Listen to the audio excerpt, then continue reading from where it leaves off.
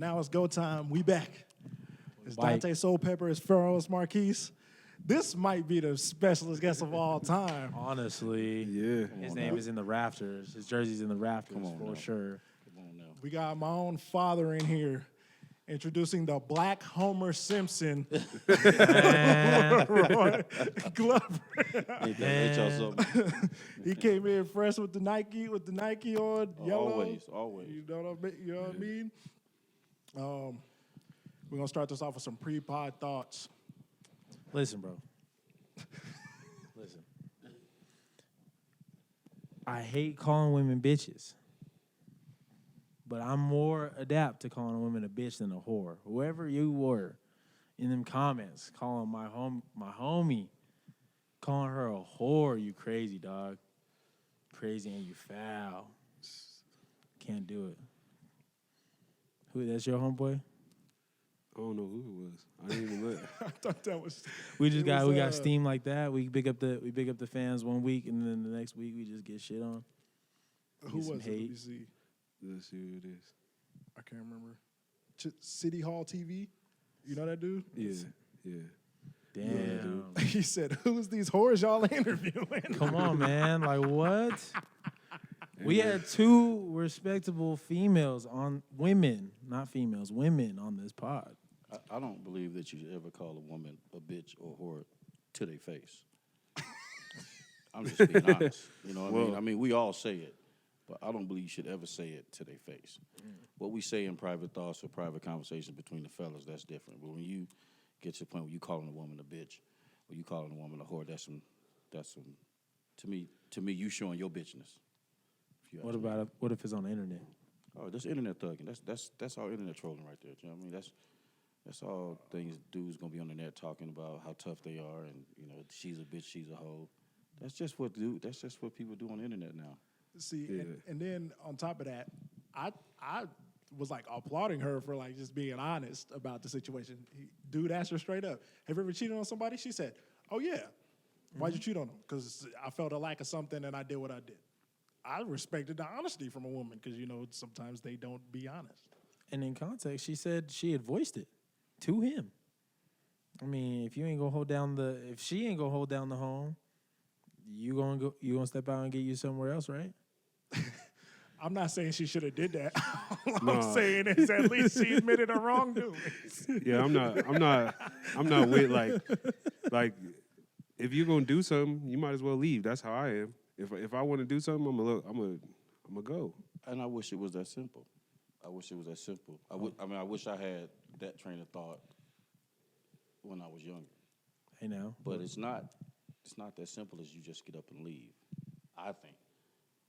A man is different from a woman where a man will cheat and go wash his dick in the sink at a Denny's. Let's keep it a buck, all right? I mean, a man will cheat and he'll go wash his dick in the sink at Denny's, go home. And when a woman cheats, she's cheating because there's something lacking at home. She's cheating to move on. That's when a woman cheats. So when that young lady was saying that she did this for a lack of something, she was speaking what most women are really feeling. If there's something lacking at home, and if there's kids involved, it's harder to move away. It's harder to say, I'm just going to get up and bounce, because that's when you see the ramifications. You see the OJ in people. Keep it a buck. Oh, wait. I mean, you see the OJ in men. No, I'm real talk. They're going to drive off in the white Bronco? I'm telling you, I have friends that have said to females or have said to me, this can't fail. This is not an option. She can't leave. And much like y'all looking right now, that's what we was looking. No, baby, no, baby. I mean, don't leave me. I saw you and him. With me tonight. I saw you and him walking in the rain. I mean, shit.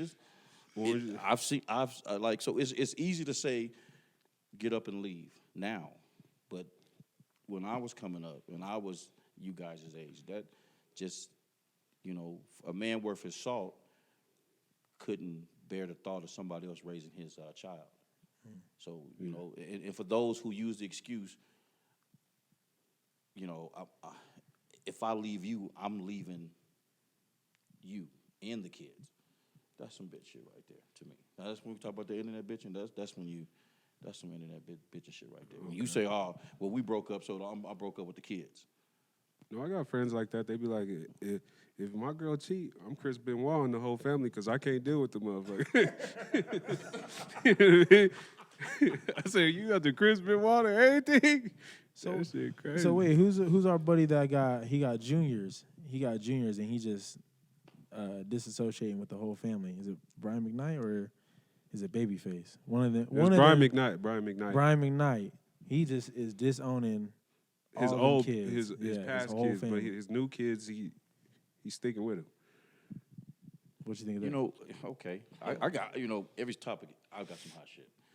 Here's the thing, man. When you have these kids early, and I'm sure Brian McKnight was making his money. You talking about the singer, right? yeah. Yeah, so when Big he's time. making his money and this and that, the kids felt like, well, we rich. You get 18, 19 years old, you figure out, we ain't rich, I'm rich. You got to get out there on your own. Then it becomes a thing of, well, he ain't breaking us off. He not taking care of us. He not doing this and that. And then you get on the internet and throw the man's name. And I don't know if this man was taking care of him and then he walked away from it. But most of these cats who are having this amount of money, and then when you get 18, you realize you ain't put yourself in a position to be your own man. You ain't put yourself in a position to like do nothing because you living off of daddy's coins. Yeah. So then when the coins stop, now he a shitty father. He don't come around. I always say it's two sides to every story. Is my mama would say there's your version, there's this version, and then there's a truth in the middle. You know what I'm saying? It's always gonna be, oh, he wasn't this and that. Cameron, speaking of personal, never had that issue because I stayed present all the way through. You know what I mean? I never allowed anybody to create that There's no sliver of there doubt. was no space for somebody to come in and say your daddy didn't do this and your daddy wasn't shit. Your daddy didn't do this. But I wasn't a multi-millionaire and I wasn't selling platinum hit records. I wasn't on the road all the time. I was here. So when you're on the road and you're making that kind of money and then you pull it away from your kids and your child's mother, yeah, they're going to feel some type of way about you. Yeah, but also I think like the mother has a lot to do with it because when you go get you a new piece and then you doing things at a different level, you making more money now. And you doing things that you could never do with her. Now she talking crazy because she didn't get to experience that. And the kids rub off on it. And they see that.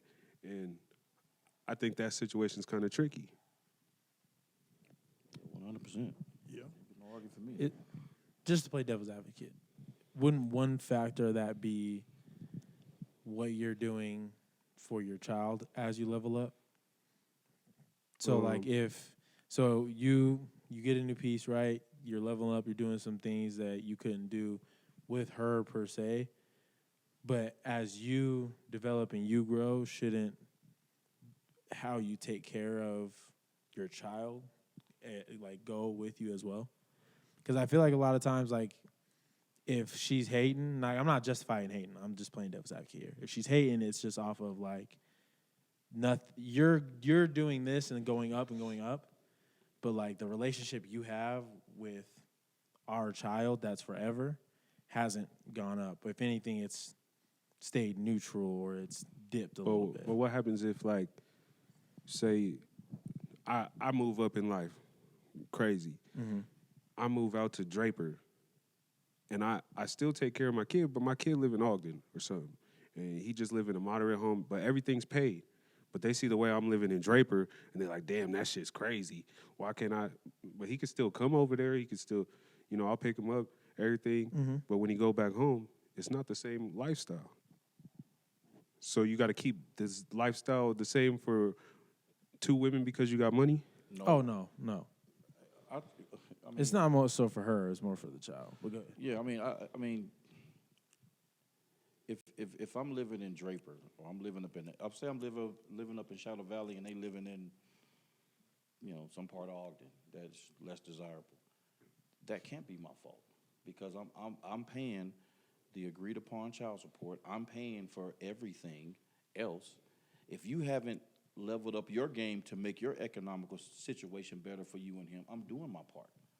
But because I now have another person with a joint income that allows me to be up in them hills, you can't get mad because you're still here, because I'm giving you the opportunity so you never have to work two jobs. I'm speaking from personal experience. And being co-parenting is like a teammate thing.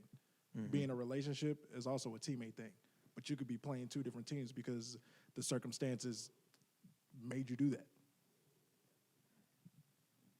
I mean, I think women use their kid, and men, because when men don't show up, again, what we talked about earlier, you create that space for your mother to say, who was the one that was here?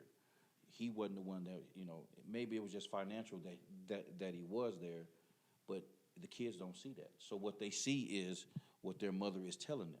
They only seeing this life through the lens of their mother. Yeah. And me speaking from personal experience, I never let that space, let somebody come in between that space with me and him. I always was like, I'm here. Like, you call me and he'll tell you. You call me anytime you want to.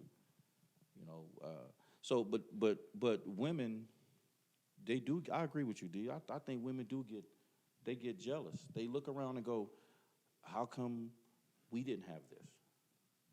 Yeah, and but sometimes you got to wait out the storm. You know what I'm saying? Maybe I was broke then. Yeah. You know what I mean? Like, I'm looking. I mean, Cameron. I've got Cameron, Tajane, and Thaddeus, right? Yeah. Cameron was basically, he's an only child. There was never a competition. It was just him. And then he had to come share this space with two other people, and I had to make damn sure that he knew where his position was, as well as they knew what their positions was. You know what I mean? Yeah.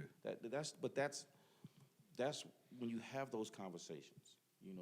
Like, to me, when you come into somebody else's space that has kids, I know we jump to subjects. When you come into somebody else's spaces with kids, and you're having to co-parent, that shit takes work. That takes work, bro. Like, you got to worry about if the kids don't like you. I had to worry about it. What if Cameron? I don't want to deal with her. What if it was a bunch of factors that came in that had to come together for this to work? But he never felt. I mean, he's sitting right here. I don't think he ever felt like he was left out, or he was unloved, or he felt like that he didn't have. I mean, I think part of the problem was they had too much. Me growing, I didn't have all the stuff they had. But and that's another thing. Like my mom be saying the same thing, or my grandparents, used to say the same thing. Like, oh, these kids is. But ain't you supposed to elevate? Ain't you supposed to try to give them more than what you had? That's it. But that talks to a different topic that we had a little earlier in a couple pods, is how do you level up continuously through the generations and continue to have that same work ethic? So that kind of say that again. Because we had the conversation, like, so if like the generation before worked so hard that the next generation doesn't have to do something, and that process keeps continuing until there's a generation that has everything. How are they going to know how to better the next generation? You gotta prepare them for it. I feel like, because even when I graduated with Thaddeus at Bonneville, 2011. So when I graduated, I seen people was picking up their dad's company when they graduated. They was already prepared. They was getting tens of thousands of dollars. I got a BlackBerry and about $500, and I had to make it shake. But let me okay. Now we're talking about economics and economical advantages. Here's what I tell you guys. We are a generation behind. Like, we are, and there's no way to get around it. And we could blame it on jail, drugs, whatever the case may be. Here's why I say that we're a generation behind. I know a young man who was you guys' age. In fact, you know Brian Heward. Oh yeah. So Brian Heward's parents had college money set up for him before he was born, because they were thinking, I want my kids to be able to go to school to get this education, to do X, Y, Z. When I was coming along, I was trying, but because of, me and his mother splitting up, there was, I couldn't save as much as I wanted to. So you guys are a generation, right? They setting their kids up for success because their parents set them up. So it was just indoctrinated into them to do that. The same with what Brian's doing with his daughter. It's being indoctrinated that she's going to success. She's going to have this set up. We don't do that because we're so busy wanting to put 26s on shit. We're so busy wanting I'm for real. We're so busy wanting to have 5 fly-ass hoes on the side, a baby mama, and this and that. And we get caught up in Lord, I'm old. We get caught up in Celine, Givenchy, Yeah. We get caught up Prada, in Gucci. Versace. You know what I'm saying? Like somebody said to Versace. me, why do you wear so much Nike? I said, because I've got 15 shares in Nike. It's not a lot. I'm continuously adding to that. So I'm going to promote the shit I'm wearing. You know what I'm saying? Like if Cameron said, Daddy, we want to invest in my company, I'm going to be wearing Soul Garden all day. Because I'm trying to get to a point in my life where I can be comfortable. But I haven't set him up for that. He's had to do that himself. You've had to do that. And you've had to do that. We weren't handed like you said, handed a company. You wasn't handed a company. You was handed a BlackBerry and $500 and say, okay, now get out there. Yeah. He's been being talked about credit since we was 15 maybe? I've been talking to him about credit because it was not discussed with me. My father said, man, put some money up on the side that don't nobody know about. Make sure you pay your bills. But he never was like, son, let's talk about the 401k. Let's talk about this and that. Let's talk about you trying to invest in that. That was not something that my father taught me that I had to teach myself so I could teach him. So when I say we're a generation behind, you guys are a generation behind. Who's saving for their kids right now, even though they don't have them? No one's doing that because we're so busy saying, I want $800 pair of Yeezys. I want Dunks. I want all of these other things that's so materialistic that I wish, for me, I had put him in Walmart shoes. But he had gotten accustomed to wearing, like Cameron went to school every day. Y'all seen him. This dude was ready. Thaddeus was ready. And I think sometime, getting back to your question earlier about the generational thing or about how we set our kids up, I wish I had made him work. He didn't turn out lazy, but he very could have easily turned out lazy. Thaddeus didn't turn out lazy. He very well could have. Tajane works like her mother. She works like her mom. You know what I mean? She has a work ethic, but they very easily could have been like, nah, I've been handed everything. We got cars when they were 16. They got phones when they was 12. They walked around, and Cameron walked around, and Thaddeus walked around in every pair of Jordans. You know what I mean? But I wasn't seeing the big picture. I didn't want nobody to talk about. I think for me and my age, I won't speak for y'all. We had nothing, and I never wanted white folks to look at my son and be like, this is where you're supposed to be in life. Me and him have talked about this. Maybe that was my curse, because I never wanted people to look at my son and go, look at him. It's the best Walmart can buy. You know what I mean? I just didn't want that for him. So I get what you're saying, but like now in nowadays, the one thing I learned is if you really got money, you don't need to look like you got money.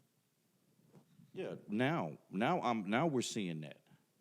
Now we're seeing that, but you couldn't tell us nothing back in the early 2000s. I got you. I got you. You had to learn it. You had to learn it. I had the Billabong watch on. I had the chain Billabong. on. I mean, that's back in the day. You know what I'm saying? You ain't had a G-Shock? Come on. I didn't have a G-Shock, but I have. Billabong is This is how bad it was when I was coming up. I was 22, 23 years old. I was 24. We're walking around with. We got these diamonds. We don't have a house, but I'm walking around with a. No, I take that lie back. This had to be when Cameron was. So I had my house it was my first house in the terrace. I'm walking around. I got a diamond-studded watch on. I'm driving a Navigator, and I got this chain on and this and that, real by the way, not that fake stuff. And I'm having to prove to dudes, this is how bad it was. I'm having to go to a jewelry store and have the dude hit it with the diamond tester. You was ahead of your time. You know what I'm saying? Because people are like, oh man, them dudes walking around. I was so worried about what they thought. Instead of, he didn't pick that up. He don't give a damn what nobody think about him. But I was like that. I was like, man, I got to make sure when I roll to the club, the Navi is ready. You know, Make sure you had 5 of them with you. 5 of them moving hard. You know, I could tell you it was days where it was me. Wow, but we was beep. Yeah, we believe it all. yeah. Y'all probably gotta bleep that. Y'all gotta bleep. This is before they was married, bro. Hey, listen, you I know, but definitely feel still, like you man. definitely feel like Vlad now. You guys all You know what I'm saying? I just feel like, that sometime that my generation cursed yours a little bit because we weren't picking up, as you say, the more money you got, the bummier rich people look. Mm-hmm. You know, we try to look like we got money and we don't have money. That's my point. Even though I have my house, I didn't have no savings. I didn't have nothing that, I had insurance money to pass down to him. It's getting to the point now where I'm putting money away to have some things later on in life. Does that make sense? Mm-hmm. You know what I mean? But I'm still cursed by that. Yeah. I'm still cursed by that. I'm still cursed by that. I gotta have a nice this and I gotta have a nice that. Cameron don't. He don't. That ain't his thing. Cause he had it when he was young. He was at Clearfield with the Impala with the 22s on it. He didn't care about this because he got it early. And then I be saying nowadays, dog, if I can't be there in sweats, I probably don't need to go, man. If I have to get dressed, I probably don't need to go. No, but my mom always would. My mom always kind of. I think that was kind of like my thing because she used to be like, "You're a reflection of me. You're a reflection of me." Like if we had some, like sometimes I'll cut the grass, try to wear the same shoes just to go play. She'd be like, "No, you're a reflection of me. I don't want people see you." And then it's like this: you need to be clean, fresh. Your hair need to be brushed. So it was even with my kids. I kind of like, why his hair ain't done right now? Let's get it done. And Like, you ask yourself, why is that though? Because it's no matter how much we say that we don't care, at some level, when Cameron moved to that school, he was like, everybody knew that his father and his mother took care of things. When Thaddeus went to Bonneville and so on and so on, they knew that these kids weren't coming from impoverished. And like your mom said, you're a reflection of me when you walk out that door. Everything that you do is a product of what you learned here. yeah. Does that make sense? Yeah. I got one question, yes or no question, because we got other topics to get to. Do you think that is because, yes or no question, do you think it's because of a generational curse of black people wanting to be accepted by white people? Yes, 100%.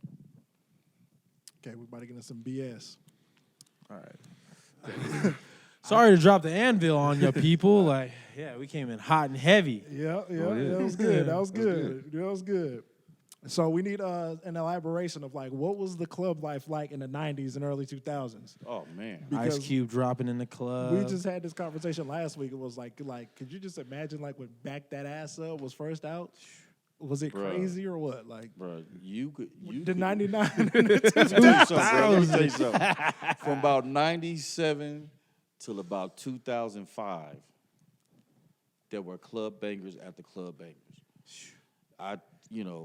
And they would slow it up, speed it up. I mean, you could be listening to Back That Ass Up and then he'll slow Genuine down on your ass, for the end of the night. I'm talking about, I've seen, not me personally has done this now, I've seen people damn near screwing on the dance floor. Oh, they was doing the They was- don't be a menace. They They get was- jiggy on the dance floor. Hey, man, let me tell you something. They was going, do you mind if I stroke you up? That was one of them ones at the end of the night songs where you seen dudes was Damn, he was holding on the breastises, turning around. But back that ass up came. You had girls bent over to the floor. It was going hard, bro. Hold up, though. Yeah. You saying that, maybe Next wasn't sexually assaulting women. That's really how it was going You know down what? in the You know what? 90s. I mean, could we get away with what we got away then? Now, no. Nah, I'm just saying, like, that's what y'all was, that's So that there was would be the a time. whole bunch of If come the- to find outs I grew up in the 90s. If the internet was alive when we was around, it'd be a whole lot of people probably. You be in the top 1% of OF, Yeah, right? yeah, I wouldn't have survived, bro. There's no way that I could have survived that, bro. Not with You be on Facebook. You see this man? you know what I'm saying? If you live in Weber County, you know this guy. I'm talking. That's how bad it was. It He's was driving this car. He might be in this one. Either way, it's gonna be on 22. yes. We was probably. It was probably the best. Besides my son being born, let me tell you something, man. This was probably the best time of my life. People say you go back to heaven. When you go to heaven, well, if God send you somewhere, send me back to when I was like 33, 34. We was treacherous, and we didn't mind like the music. Like y'all listen today, y'all talking about like y'all music. Some of the females, I was whopping all this. You didn't have to do all that, bro. All this extra nonsense that you guys are doing now. We had backed that ass up. We had the your boy don't nobody like no more P Diddy. Oh yeah, we on him next. Fuck Diddy, bitch ass nigga. Well, what about like Uncle Luke and like stuff like that? Yeah. You know, you talking about 2 Live Crew. Band in the USA. All of that was going, bro. What was the song that got it done for you though? What was the song that song came that on? got You it knew done? you knew it was bag time. ISO on the floor. Let me see. There was 2. The in the club remix, Love in this club remix with Beyonce and Usher and Lil Jon. When that song came on, you knew it was. Damn, that wasn't too long That ago. was like Damn, nigga. 2008. You won't know what it was. That was like 2008. Yeah, You I was still in the you club. just now hitting your stride. You got your second win. You just hold barely on. got out If the you club. wanna know, let me see. If you want to know what song, COVID barely shut him down. God damn. That was not that long ago. Street said, finally. This club came out in 2005. Love in this club Yeah, with it's Jeezy 2005 or and the 6. No, that's 2008. Is it? Oh, well, then the 2008, I was still going hard. I was still hard to paint. I ain't gonna I lie know to for you. a fact. Here I Stand came out in May 2008. Oh, I then will guarantee I tell that. you what, in September 2008, I was still in that motherfucker giving to people. So, but if I had a song that did it for me, damn, man, fuck, I can't really think of a song that made me go, this is it for the night. No, it's probably hard because the reason, like, we was even asking this question because when we was having a conversation, the one thing I will give that era is that was the best era for club music, period, and it will never get better than that. Like, could you just imagine hearing Hot in Here? Like, when it was out like that? Always on time. In the club, always on time? They But still I'ma playing tell music you from what, then hey, when in you the was- club right now. Hey, Yeah, when they you was really do. when we was in the club and In the Club came on, That's what I'm saying. Like, bruh. when that first came out, or like when How We Do like first came out. I'm gonna tell like, you the one man. song that made everybody hit the dance floor, and that was Kanye West's "Gold Digger." Jesus, when that shit came on, and half of them couldn't dance. Did they play Jesus Walks in the club? No, they wasn't playing Jesus Walk, but they was playing "Gold Digger" in the club. They was playing that song. So if we talk about a song that was making the club shake, that one in the club was making them shake. From the windows to the wall. Oh yeah, see, Get we didn't Low. even mention Yeah. Get Low, Low. Salt When Shaker. you had women Come screaming on, bro. to the sweat drop down my balls. What about when Too Short had that little run with like Shake That Monkey and all that? We never heard too much of Too Short other than Getting It. The song Getting It got a lot of, but that was when all of the fake drug dealers came in and, everybody walking around with little sayings on their shirt. We used to walk around with little sayings on our shirt, whatever song was out that day. You have one motherfucker used to walk in the club, Mexican dude. He walked around with I got what you need by the pounds of OZ. Just telling the police that he selling. You know what I'm saying? It probably wasn't doing shit. Probably wasn't even on that level. But Snitching on yourself, you but he wasn't doing it for real. snatching on himself in the club, and I'm allergic to being broke. I'm paid with the dollar signs with the little scale on the side. That's the type of shit they was doing. And Was it the Jeezy Snowman shirt going crazy? No. G Snowman shirt wasn't. No. At least not when I was around. You know what shirt I wanted when I was a kid that my mom told you I couldn't have? It was when I Clips, right? Pusha T, Pharrell, Pusha T's brother. When they was on that little mixtape run, and it said I got it for cheap. And I remember I told you I wanted that shirt. And my mom was like, "Hell no, he ain't wearing that." I bought him a Scarface. You remember when I bought you the Scarface jacket? Oh yeah, and Air Force Ones. She was like, "Nah, hang that up." He had the Scarface silhouette up and had the back said, "The world is yours." Pop was like, "But it's a movie." Well, what is the movie portraying? Yeah, you know what I'm saying? Yeah.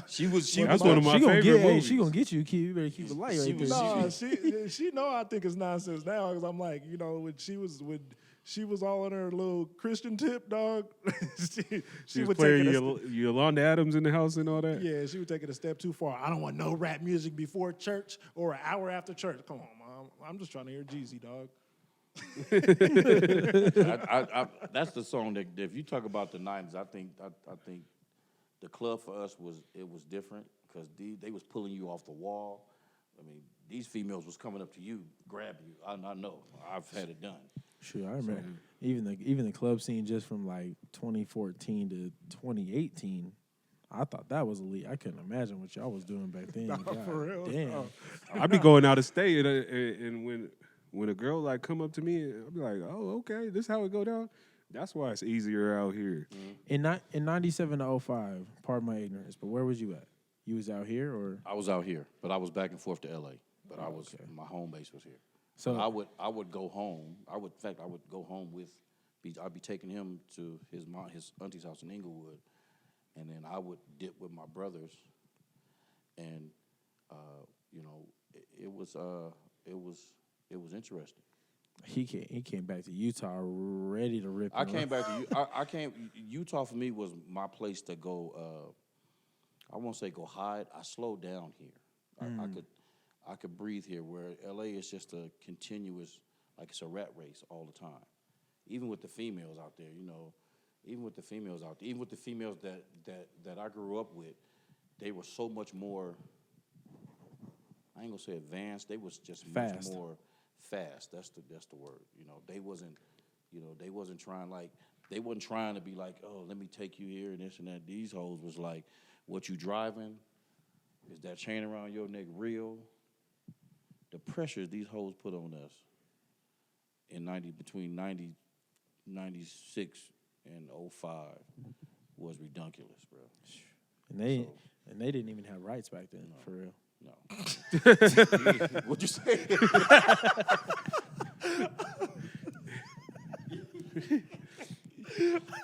He said they didn't have rights. That's mad crazy. That's mad. So you think comedy style, man? Take a joke, y'all. Take a joke. I think it's funny. But So with that being said, do you think it's easier for us or it was easier for you? I think it was easier for us because we didn't have the internet. I know the truth. It was easier for us because we didn't have, FaceTime, and we couldn't, you couldn't be caught in a club, and then reach your significant other 2 minutes later. It was probably easier to not get caught for y'all, but like to play devil's advocate, a lot of these lame cats can work the phone better than like a lot of the cool niggas. So it's probably easier for them. Like, you feel me? Well, like people that don't know how to talk to women in person, like weirdos in person could talk to women through the phone a little better. Through social media a little better. So you're that's talking what I'm about, saying. if it's easier that way. Yeah. I mean, It's probably easier. Of course, it's easier for y'all not to get caught because you can't just get screenshotted. I'm just talking about picking up women in general. picking up women. No, it was way easier for us. It was way easier for us. Way easier. See, that's what I'm saying. Way I easier. don't know about that. That's not even. It's a bunch of dating apps for people. It's, you know what I'm saying? It was hard for us to be catfished because It was just hard for us to be like, if and But wait, hold on. I'm Go not ahead, gonna go let, ahead, I'm go not ahead. gonna let you get that out Go ahead. because y'all was catfishing in a different way. how? Because y'all had the luxury of being able to get off whatever you want as long as it sounded good. Now we try to get something off. They can go right to your social media, be like lie, lie, lie, Facts. or even now, like you can. I'd say it was. That, It that was might easy. be why it was easier for them though. It was They could just easier for lie. us because I could, I'll give you guys an example. I'll give you guys an example. I would go to LA. My brother would jump into my car because it was something basic, and I would jump into his Expedition or my other brother's Navigator at the time, and I would flip this person who I was supposed to be. I mean, I never sold drugs, bro. I was never somebody who sold pounds of this, or I couldn't keep up with my brother's lifestyle. So one day I went to L.A., and this is a true story. I shot to L.A., and my brother was like, "We're going to the club." It was called, I think it was called Mental Monday or something. So I'm like, yeah. So he said, "You can't go to the club in that," because I had my Utah shit on. You know what I'm saying? Yeah. He took me to the store. Yeah. He took me to the store. He took me to Men's Lands. They bought me some fresh Air Force Ones back. They still cracking today. We had the Afrax jeans and jacket. Yeah. Bought me a Pro Club T-shirt. Those still go hard And to this everybody was giving me $200 or $300. Like everybody was like, "Oh, I'm playing broke." I ended up tonight. I had $2,000 in my pocket cash. Right? I'm thinking I'm balling, right? So my brother's like, "Look, I can't drive. Well, I don't drink, so give me the keys." So my brother has a very nice SUV. My entire face and how I was dealing with motherfuckers changed, bro. I thought I was really in this life. I'm serious, like You got lost in the sauce. I was lost completely in the sauce and was no way out of this shit until the night ended. And I'm sitting around here with this amount of money in my pocket. And I remember Don. I remember when you guys remember. I remember when Don P was $500 a bottle. It wasn't whatever it is now. And I saw a young lady over there, and I shot a bottle to her. You was tricking? Damn. And I didn't have it. Yes, I was tricking. I mean, and I didn't guess if have it ain't your money, but it was not. You know what I'm saying? So it was. She kind of looked at me like, "Damn, this dude is over here shooting Don P to the table. He must have a lot of money." Not knowing I had 87 Beretta sitting at home, Chevy Beretta. So yeah, it was easier for us to do. Y'all can't do that nowadays because these girls are checking up on y'all social media page. They checking up on friends that live next to you. Bottles cost $1,500. If a bottle costs $1,500, excuse me, young lady, you gonna be having some saliva on the side of your mouth because you ain't. I'm not paying that much money for nothing. Now, I promise you, I won't. I promise you, I won't. Hey, so this is kind of still in the same time frame, right? You hear 50 Cent producing a Surviving P. Diddy doc? Yeah, What do you think about that? bro, they was all doing it. I mean, without acting shocked. Who's they all? I mean, him. They talked about like Jay-Z. All of them was.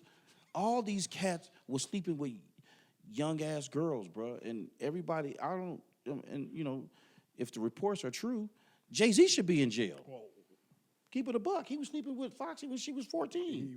He was. 14, 15 years old. You seen that interview where he had the girl naked, basically on the couch with him? I seen P. Diddy's dumb ass, bro. Sean Puffy Combs, bro. This dude put out a video, and it could have been some AI shit, so I don't know.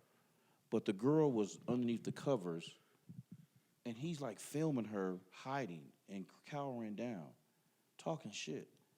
But you know what that is? Do you know what that come from? That come from thinking you untouchable. They got mad at R. Kelly, but R. Kelly was a storm. He was a storm that you saw coming. Nobody saw this shit from P. Diddy unless you was in the industry. I mean, him taking Usher in the room and in the room butt naked with Ja Rule, supposedly, allegedly, he was in the room with Ja Rule butt naked. With just two towels playing ass white. I don't know, bro. You know what I'm saying? You know what I'm saying? I mean that's what the reports are saying. But Where so my even sun- where even my my thing sunglasses at? with that is I watched the Surviving R. Kelly, and Everybody was sitting there. I knew this. Well, you should go to jail too, because you was sitting They there was watching complicit. it. If you sitting around watching we have a friend, and I'm not gonna mention these people's name, but we have a friend, bro, that had a real problem with hitting women, and I had to disassociate myself from that because it was constant. Yeah. You know what I mean? It was a constant thing with him. Like he couldn't have a normal relationship. It had to be drama filled. So when you talk about P. Diddy and all that, that's just power, bro. That's just you gonna do what I want, and if you ain't, I'm gonna kick you out this mansion. I'm gonna take your car from you. So are them hoes? Excuse me. I'm sorry. Are them females? Are they complicit? How can I kidnap you and you got a phone? I heard they like hoes more than they like females because it makes them more of a person. But go ahead. Okay, these females. How can I if I kidnapped the woman I live with, Sandy, and she has a cell phone, is that kidnapping? It can be. I mean, it, yeah. it can be. Yeah. You could. It's not technically like kidnapping, like how you're saying, but like is a manipulation factor to it. Like y'all be trying to deny the manipulation factor into the BS. You could be manipulated into thinking that you're not kidnapped just because you have a cell phone. That's called game, son. That ain't called Oh, kidnapping. that's game? Nah. Hold on. I So- gotta let you. I get on the ship by myself with this one. If I am kidnapping you, that means my version of kidnapping is if I kidnap somebody, which I've never done, by the way, Yeah. I'm gonna put your ass in a room where there ain't no phone, no TVs, and no light. Goddamn, you in a room by yourself. There's no way out. If I hand you a phone and you can go, someone call 911. That is not kidnapping. Now, if I manipulate you into staying in the room, bro, that's just If you was manipulated if you was manipulating women into servicing you in certain ways, that could definitely be considered kidnapping. Especially if It they could also be considered something else. yeah. you know. preach. Yep. That's really where the conversation is, not just kidnapping. I think P. Diddy, people don't understand, just because you settled with somebody don't mean that you said you was guilty. Nah, he did that shit. No. Now, hear me out. Do I think he did it? Yep. If it He did it all. If it He smelled, killed Tupac. He if was it- raping women. He's fucking dudes. I think he killed Biggie too. Fuck Diddy. You think? if No. You always try to If- defend these I'm sick not- I'm niggas. not- I'm not We're about not to- going I'm with not this with P. defending- Diddy. Don't I'm matter not what defending anything no, he's I'm talking did. to him. Oh, what You I'm- always try to defend these sick niggas. It doesn't matter. Oh, you Listen. think? Nah. All this shit been coming out for a minute. It don't matter what I think or what I don't think. He doing something. them floodgates What- open. You know what if I mean? hey, I like this here. If it smelled like shit and it looked like shit, That's why the only one out of them that held it down. probably shit. That's why the first person out of them to hold it down was Mace. He knew what these niggas was doing. I can't be around here. I gotta go find God. Damn, when you put it that way. Let's talk about it. I mean, they all like, bro, like even like in these type of settings, when you sitting on an interview panel wherever you at, and you trying to hold an image down, that's what these like. P. Diddy had been doing the things. He just didn't start. He my age. He 50-some years old. This happened when he had money and power and persuasion over people. So you want this contract? Come in the room and get this dick. And I don't mean for females. You want this contract? Come and get this. Oh. If you want, bruh, I want y'all to think about something. Say if we all had $1 billion right now, we were all $1 billion hitters right now. Every woman we want is at our disposal. It gets boring. So what? They want to. What? No, hold on. Wait. No, wait. Wait. Let me Wait. finish. I'm gonna tell you where I'm going with this, and y'all agree. And y'all at the end of this, y'all are going to agree. I'm 22 years old. I'm the head of a label. I've got millions of dollars. I'm doing threesome, foursomes. I'm doing orgies. This sick motherfucker looked around and he stopped concentrating on the females and started looking at the dick, at the way it was moving. Damn, his dick, he moved hard like that. He making her scream like that. Y'all think I'm bullshit? Bruh, it's money, it's power. You going, damn, okay. And he ain't looking at her no more. He looking at he pushing that in kind of hard. That's crazy. I want to see what that's like. Taking tips from a pause, but I'm just saying, man. taking notes on another nigga's stroke is crazy. I'm telling you, when you in that lifestyle and you're at orgies and you're doing all these things with all these men and women, and you can have them all, and you've had them all, they looking at it like, look at that dick over there. No, but what I think it always had to be, you can't just, I don't believe you could just get curious and be like, oh, it was always there. Maybe. I will tell you this. If you sitting around, first of all, I'm not going to be having no twosome, threesomes. I ain't never had a twosome in my life. I don't want to have one. I don't want to have one, bro. I'm going to give you 37 seconds. God damn it, we're going to shut it down after that. You better get some sleep. The fire alarm in this motherfucker? Yeah, they saying you cooking, pops. That's what it is. They say you in here cooking. So that's what I think. So when you guys ask it, like I'm I'm with you. It was there. It just he was able to explore it, and then he went overboard with the shit. Then he started kidnapping bitches and fucking dudes in the ass, allegedly. Hold up. See, because it was always there. Because I have these lyrics that I want to read you, and I want to tell you what you Here we go. what you feel like this means. Cam can't prepare. At first we were friends, then we became lovers. You was more than my girl. We was like brothers. All night we will play fight under covers. I mean, he's describing several situations with him and Ja Rule, I think. if it's to be believed, and like I said, none of us were there, but if it's to be believed by people that were there, he's describing him and Ja Rule butt naked with 2 towels on. That's crazy. And you know Ja Rule, what he say? I got 2 or 3 hoes, something, and I keep them drugged up off that ecstasy. Ain't no telling what they was doing. They was telling y'all who they was in their music. We just wasn't listening because we thought it was, age ain't number the number. Like R. Kelly was telling us what he was doing. Jay-Z was showing us who he was. He just got bigger than life. He bagged the bag. He bagged the baddest one, to his credit. He made all the right moves, to his credit. But these dudes have been like that, man. This ain't nothing new. Okay. This ain't nothing new. They been bi-curious and some of them turned all the way over to a whole new leaf. But Nas is the only one that. What's that little black motherfucker Nas? The one that. Hey, shout out to Nas, greatest rapper of all time. Nas, okay, the regular Nas, not that black motherfucker not Nas X. Oh, Yeah, no. I ain't the regular Nas is fire. You know what I'm saying? No, that Nas X dude, he's sitting with the devil taking dick. I mean, he let you know what he is too. Okay, my bad, dog. Well, you got too deep over there. I'm just saying, y'all saw the video. I know I ain't the only one saw it. Oh man. I ain't the only one saw it, right? I mean, you might be. Okay, I might be, but I'm telling you what I saw. You got curious? No, I didn't get curious. I was actually scrolling through TikTok and someone said, "Can you believe this?" And I couldn't turn away. I said, "What the fuck?" All right. Yeah. Anyway, we Yeah. got to. Go ahead. We off that. Yeah. All right. This special segment we wrote this strictly for you right here.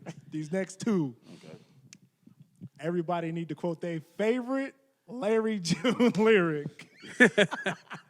Tracy, how you been? I'm going to keep it 100. I'll hit it again. That has to be the most famous line of this motherfucker's career that I don't like. It ain't that I don't like Larry. This is Larry June. Mm-hmm. Ain't that I don't like him. But when I'm forced to listen to that shit for 3 or 4 hours while we driving, Fire. it's upsetting. I was bumping Larry when I pulled up. Yeah, I mean, and he's y'all version of Too Short now. He's y'all version. That's so. But if I had to listen to Tracy, let's do it again. That's the one. I mean, that's the one that that's the one I can recite. He's the only line I can recite out of all of his music. So yeah, I don't like Larry June, but Damn. Hey, But shout out to Larry. but Shout I'm out to Larry. No, but hold on. Let me not say I don't like Larry June. I don't care to listen to Larry June because I'm so stuck on Tupac, Jay-Z, Biggie, Ice Cube, Okay. Snoop. So that's my era. That's my genre right there.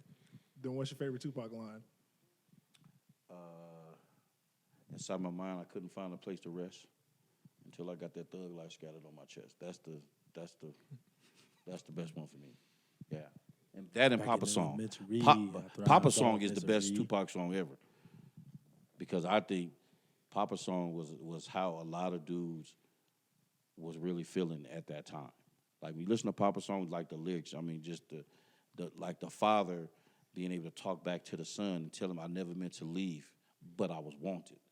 I mean, I can relate. My brother was that way. He was on the run, and that song affected him in that way because he was like, I was on the run, and I couldn't be home where I wanted to be because of the choices I made.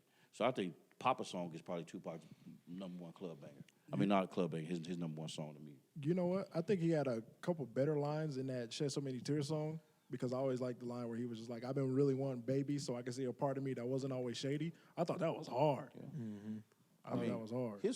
That whole song to me, that's so many tears. That And that if the that's world, because I'm cursed, I'm having visions of leaving here in the hearse. God, can you feel like just that whole like when you listen to that song, like because I always felt like that was one of my favorite Tupac songs. But the older I got, the more I could understand what he was saying. I was like, dang. I was like, he was going through it. yeah, Papa song that was probably one of the most. That's one of the only times I really see me and my brother was driving, going to L.A. He was listening to that for the first time, and after one time I seen that man cry. God rest his soul. He was like, man, this is me and my kids. This is us. This is because he was on the run for such a long time, and he couldn't be home where he wanted to be, and there was things that not allowing him to be there. So if you ask my Tupac, that's my favorite Tupac song. I can't give you a favorite Biggie song other than Juicy, and I couldn't give you a favorite Jay-Z song because I think a lot of his music is great, but they didn't impact me the way Tupac did. Like his music, right? Like all of it hit on. Brenda had a baby, like Brenda got a baby. I mean, it just goes on and on. What's your favorite Tupac album?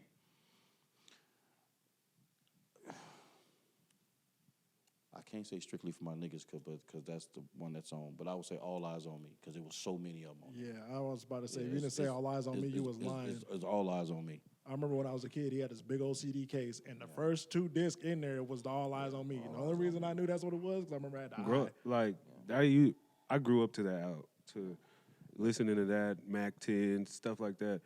But as I got older, the 7 Day Theory, the Machiavelli, is Yes, probably my sir. favorite album. Yes, sir. Yeah, I'm not mad at that either. All Eyes on Me is Because definitely. I think mine is Me Against the World. I ain't gonna lie. Damn. But no, I'd probably say Machiavelli is my favorite. But All Eyes on Me, I would say would be his best though. I just think that 3-album run right there of Me Against the World, All Eyes on Me, and the 7 Day Theory, I think that's like the epitome of Tupac. I think when people think Tupac, that's the era they think of.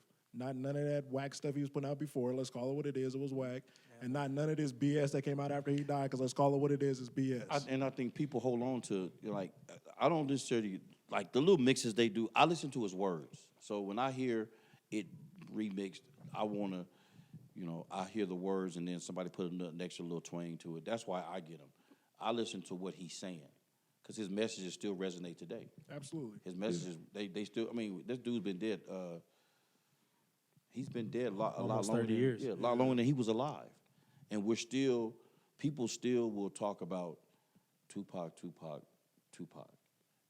was Tupac this and Tupac that. And you didn't even have to, the man would make you feel like he was in a car with you and making you feel all the pains of this world. That's how I felt when I was listening to him. I mean, I ain't never want to, like people say, white people say that, music make you go out and do X, Y, Z. That's bullshit. It honestly don't. Music don't make you do none of that shit. I kind of disagree. I know. I ain't never got in the car with Stanley Clark listening to Black on Black Crime and go shoot a motherfucker. Nah, that's because you got your own mind. A lot of the stuff, like even how you talk about like this era of music about how, y'all only talk about this, y'all only talk about that. It's because that's what they market to program the youth to do dumb shit. Yeah, spin on the op, smoke or op pack, do all that. Like, that's probably why I listen to Larry June, because it's one of the only things, like, I don't go out here and I ain't listening to, drill music all the time. Yeah, when you get on Apple Music and everything, like that's what's pushed. A little Vizo this, little SO S that, like just all of them doing the same variation of the same shit. We got to cut away again. I don't look at like when they talk about Biggie and Tupac about who had the biggest impact. I mean, Tupac has a lot larger body of work, so it'd have to be Tupac. Who was the better lyricist? I think. Big. Yeah, Biggie was. Who made you feel like he was in the struggle with you? Tupac. Mm-hmm. Who told great stories? Biggie. They were, to me, they were two different.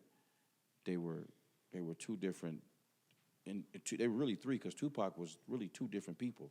He would talk about black empowerment and then call a girl a bitch in the next song. And that's the way, and that's the way he always. That's the way he. But I feel like that's almost being a human because I do that. I go through some feelings where I'm like, damn, black people is fucked up. But damn, this bitch crazy. Like, I might think that. This is what I say about black women. You need to stop carrying that around as your only line of defense. So if you're out there, you're a young black woman, that can't be my only motivational factor of being with you. That just can't be it for me. You just can't just be black and that's all you're bringing to the table. Because if you look at, there are a lot of young black women in this city right now. I know one that I actually work with is the ideal young black female, 28 degrees, holding it down for her man, who's overseas. Very nice looking. Don't care about whether they eat at IHOP or whether they're eating at McDonald's or eating at Chris Ruth or Ruth Chris, whatever that steakhouse is. That's the one you need. These ones now getting on TV talking about I can't go out with somebody if he ain't on my level. What are you bringing to the table besides attitude? I'm not sure if that's a black women thing as much as I feel like it's a generational social media type thing. I think Yeah, I think it's that thing, and that's what I even be saying. Like, sometimes you got to eat McDonald's to get to Ruth Chris, and then when I get to Ruth Chris, if you ain't around, then you mad. That's crazy. I've been eating at McDonald's for a long time, bro. I ain't got no problem eating at McDonald's. Once in a while, I may get out and go do something special. But them special occasion meals, them ain't no every Friday night. like a Burger King. You know what I'm saying? Baby, you can have it your way, right? You know what I'm saying? And the thing about it is that I feel like you guys is like my generation. It was we had the drug was crack cocaine. So you was the crack dealer we had our things too. When I look back at those females now, I go, I'm glad I didn't get with your ass. Like I go home and there's like one or two that are still probably. The others is looking like They're looking like Gorilla Black. Damn. Keeping it I a forgot buck. about Gorilla Black. I'm just keeping it a buck, bro. Like you go home, you go, damn. I mean, I've gotten older. I'm not, obviously I'm bald, but Gorilla Black, man. I done kept my shit together. Like, oh my mama. Yeah, you look good for 70. Okay, call me what you want, but Damn. No, I mean, for hey, I'm real. tell you right now, at 55, my Yeah, shit is together, champ. It I'm is. on my mama. I don't move like I'm not him. You know what I'm saying? You know what I'm saying? I ain't walking around here, swollen legs and walking around with them with them old man Nikes. What's them things called? The Monarchs? The Monarchs. No, I'm Vapor Max. That mean I got some good genes, man. No, that's all it means. That's all it means. I'm not running around here, but I done try to keep myself together. I go work out. I try to go. I go downstairs and people. I remember when I was younger, my brother and his mom used to call me Chachi. Remember, because I was walking around when I was working out, I had my little cutoff T-shirt. Wah wah wah. Johnny You know what I'm was judging. So, but you guys got it worse than us. Put it that way. Your generation has it worse than my generation by far. By far. I wouldn't want to grow up in this age. So which generation of Cameron was hardest to raise?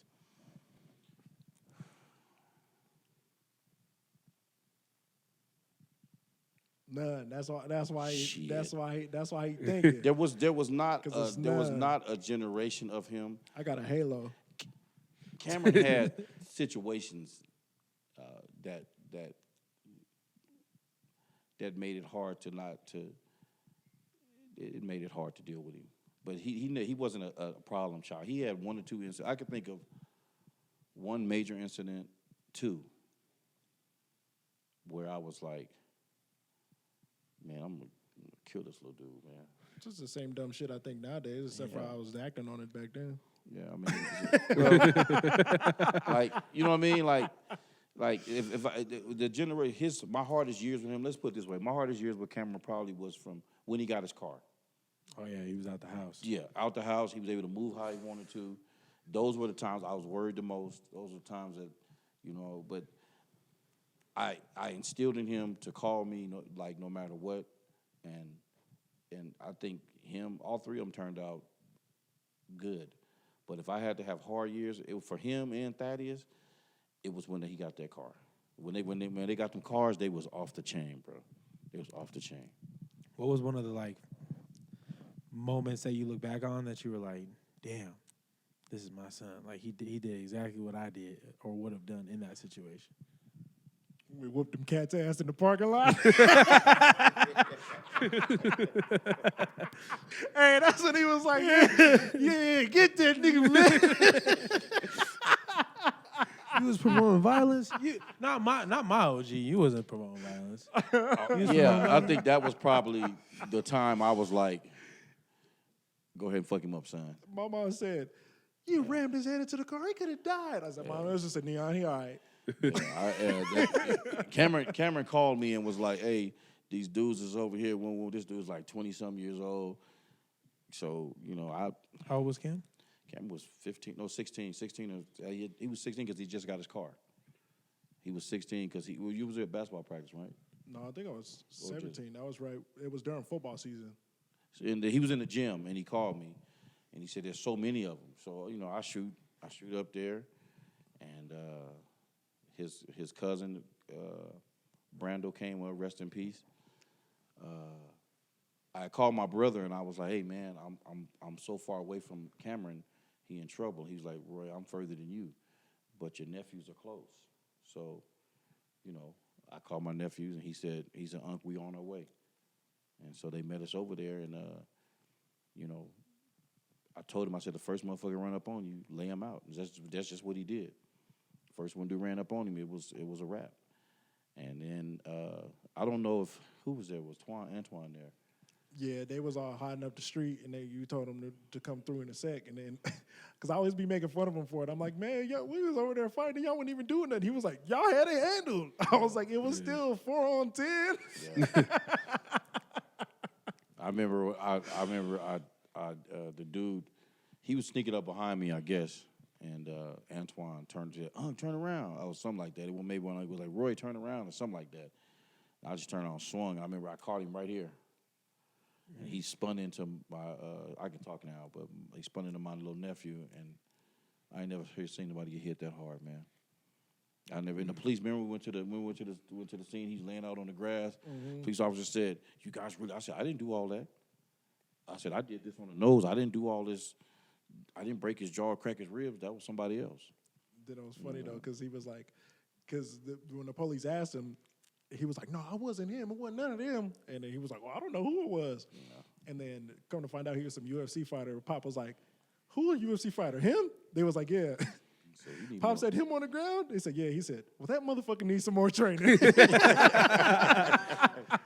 Bro.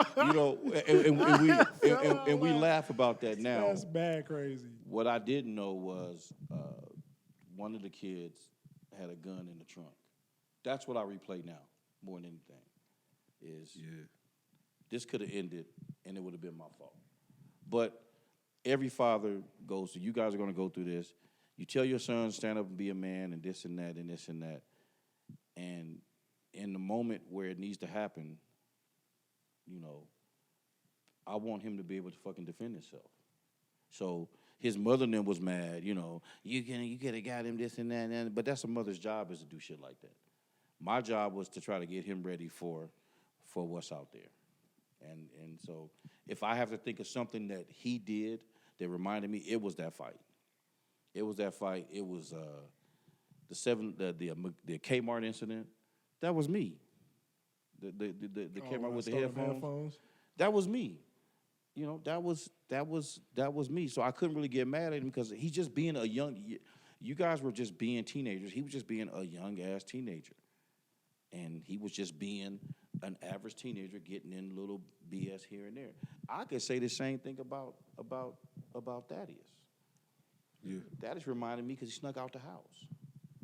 I used to do the same Yeah, he thing. snuck out. But so I couldn't get mad at the boys for doing what boys do. Now, Tay was different.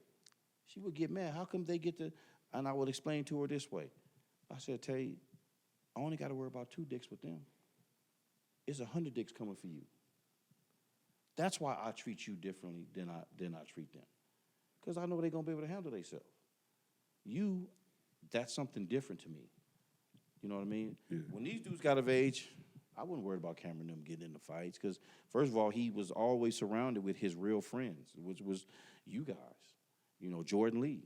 So I wasn't really worried about, oh, Cameron about to get jumped and this and that. That didn't never cross my mind. You know what I mean? But with her, it was always, what if a motherfucker do this? How am I going to tell the boys I'm going to jail forever?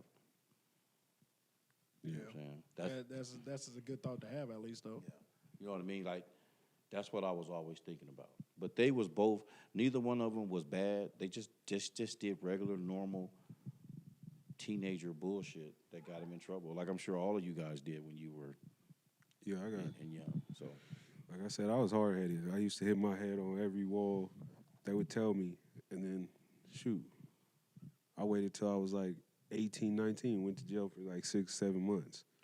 And ever since then, I was like, because people would be like, don't hang out with him, and I wouldn't listen. It was like pride I'd be like, no, I'm my own person. But sometimes you could be your own person. If you got these people around you, you still going to jail. Mm-hmm. When it kind of just stay on the same subject almost, when is a kid an adult?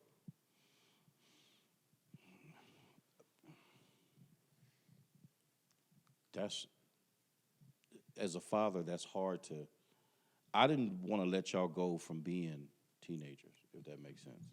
Like, Yeah. he would get mad at me for calling saying, where you at? How come you didn't call me? You know what I mean? Because in my mind, I couldn't turn him loose from being, I think around Cameron probably was around 23, 24 when I was like, I got to stop calling this dude every day and checking on him and this and that because it was irritating. But it was hard because I'm a father. He ain't a father yet.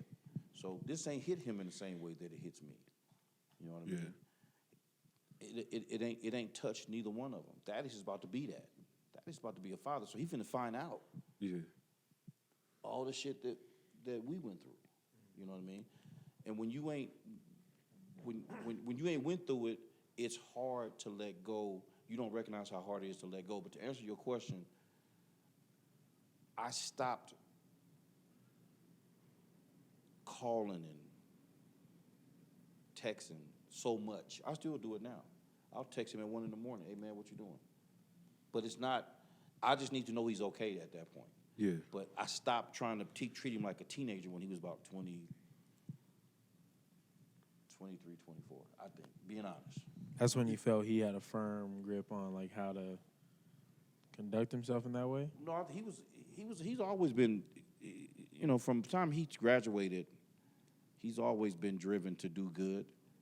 So, but it was me not wanting to let go. It was me not wanting to say, okay, you're a man now. Yeah, and I think That's my point. And then when I really started traveling, he used to be hot. We just randomly dip out to Seattle. 22 years old, took piled to Monte Carlo, 5 people out to Seattle. He hot. How come you didn't tell me what's going on? No, man, we just got up and left. Like, I don't know what to tell you. And the thing where I was, like even now, so when I go to L.A. or I go to Indiana, I will call my mother and be like, hey, I'm leaving. I'll call you when I get there. And I do. It's just because, to me, it ain't about me trying to keep track on you. Let me know you're okay, that you got there okay. But for Yeah. him, I could see his point going, damn, man, all you want to do is smother me and want to know where I am. But for me, it's like, bro, I just want to know you okay. Yeah. So it's kind of. But with me being a dad, like I got my daughter and my son, I always think like, yeah, when they get grown, they'll be grown, but they'll always be my kid still. Like you're still gonna be my son, you're still gonna be my daughter, Yeah. and it's not about nothing. It's just about respect, honestly. Yeah. And I'll tell you this, man, talk to your kids. Talk to your kids about. I talked to Cameron about drugs. I talked to him about jail. I talked to him about, uncomfortable conversations that me and him had that was private. Me and Thaddeus had conversations that were private, that was uncomfortable. But you need to have them. I talked to Tasia Nay. Me and her had very candid conversations about what men, and I think you need to have them because if you don't, somebody will have them for you. Yeah. And then next thing you know, your daughter out here, and now everybody misinformed and doing shit, and then you're sitting and now you want to act like, well, we did the best we could. No, the best you can is watching them grow the way they're growing now. But it's to stay involved, to stay constant. That's what I tell you. Stay. I mean, I tell these guys. I said, I am your father through the good and bad. You're gonna hate me some days, and he has. He done called me a bunch of bald-headed motherfuckers and this and that. We've almost gotten into a fight. Me and Thaddeus almost got into a fight. You know what I'm saying? I mean, But at the end of the day, But at the end of the day, nobody is going to touch those three. And people say, Thaddeus and Tasia are not my biological children. They say, man, how can you? I said, you want to know how I did it? Because a man walked into my life around the same age, and that's all I knew was him. You know what I mean? He's had the luxury of all he knowing is me and his mom. You know what I mean? He's had that. I've had to bring these two along and love them the same way I love him, and at the same time not make him feel second to the record. Does that make sense? What I'm saying? yeah, absolutely. You know what I'm saying? So, I may not be the perfect man, fiance, which I know I'm not. But I tell you one thing: when they put on my gravestone, say I was a damn good father. That's all. I mean, he looked after the kids that God gave him, and because they didn't come, as people would say, as we always say, they didn't spit them out my nuts. Don't mean that I didn't, that I wasn't that guy in their life. Do you know what I mean? Yeah. Mm-hmm. So that's what I would tell you guys, man, is that try to be the best you can be. And if you hang your hat on that at the end of the day, this is the result of it. Nobody can say nothing bad about me to him. Nobody gonna be able to tell, oh man, your father wouldn't. No, he'd be like, man, you crazy as shit. Like, my father was 100 there. You know what I mean? Nobody can say, nothing when it comes to Tasia and Thaddeus. No, but he was here. And even to confirm that on my side, nobody ever tried to say that. Yeah, and nobody's ever had to. Because again, go back to what I said earlier. I didn't create no space for that. Yeah. Like, if his mother told me he was hungry and she didn't want to go, he knows. I've gotten up in the middle of the night off sleeping pills, and drove from Ogden to here to go to McDonald's, which was 2 minutes away from his house. I've done those things so he could never say you weren't there. But I have friends right now who kids have went to prison because, and it's in part because it is. I think a man does two things. He can be a positive or he can be a negative. I really believe that. Like, you can see your father go in and out of jail and think that's the coolest shit in the world. Or you can see your father do other things and go, damn, I want to, when I ask you, D, what's going to be your definition of success when you look back and when your kids are in the next 20 years? What would be your definition when you look back on and go, I hang my hat on that. Shoot. Honestly, I didn't grow up. My dad he left the day before I was born. And then he died when I was 29. And I hadn't seen him since I was 15 before that. Since I went, he was sick, then put him to rest. That's the first time I ever met my other two brothers is out there. So my whole thing was I gotta be different. I gotta change that. So my whole thing is to leave them well off, like leave them better than I was left. That's my whole goal is to make sure they're successful in their own right. Whatever they want to do, be the best at what you want to do, but I'm going to set you up to be the best. Okay. And for me, it was similar. For my thing, I was like, when I look back, when all this is over, were they more successful than I was? Did they go further in school? Did they make better choices? Obviously, both of them have. Yeah. You know, when I look at and I always mention them both together.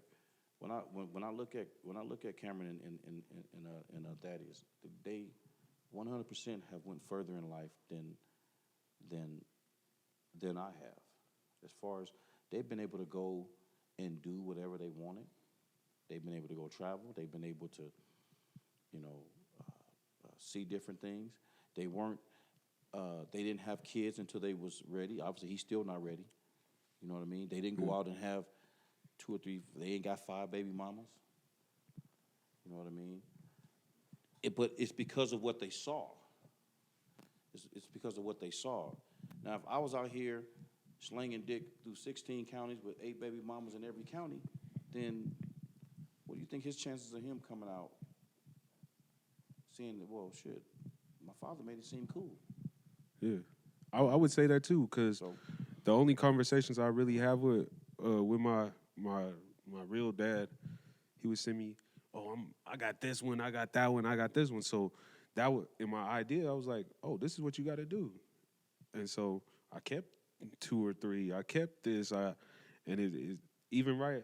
Me and Cameron had a conversation last night, and they was like, "Man, you the way you think is crazy," but I'm like, that's just how it was kind of conditioned for me. I'm gonna tell you right. Y'all have these kind of. You need to have me on this motherfucker more often. First of all, but second, let me say this: Cameron has met one person, one woman, besides his mother. That was on purpose and by design. I didn't want him thinking that his dad. I may have been doing a lot of things, and I may not, but he never saw it. He never saw it. He never saw that side of anything that I was doing, because I didn't want to promote that to him to think that he can go out and do this and go out and have this woman, have that woman. Has he followed in my footsteps?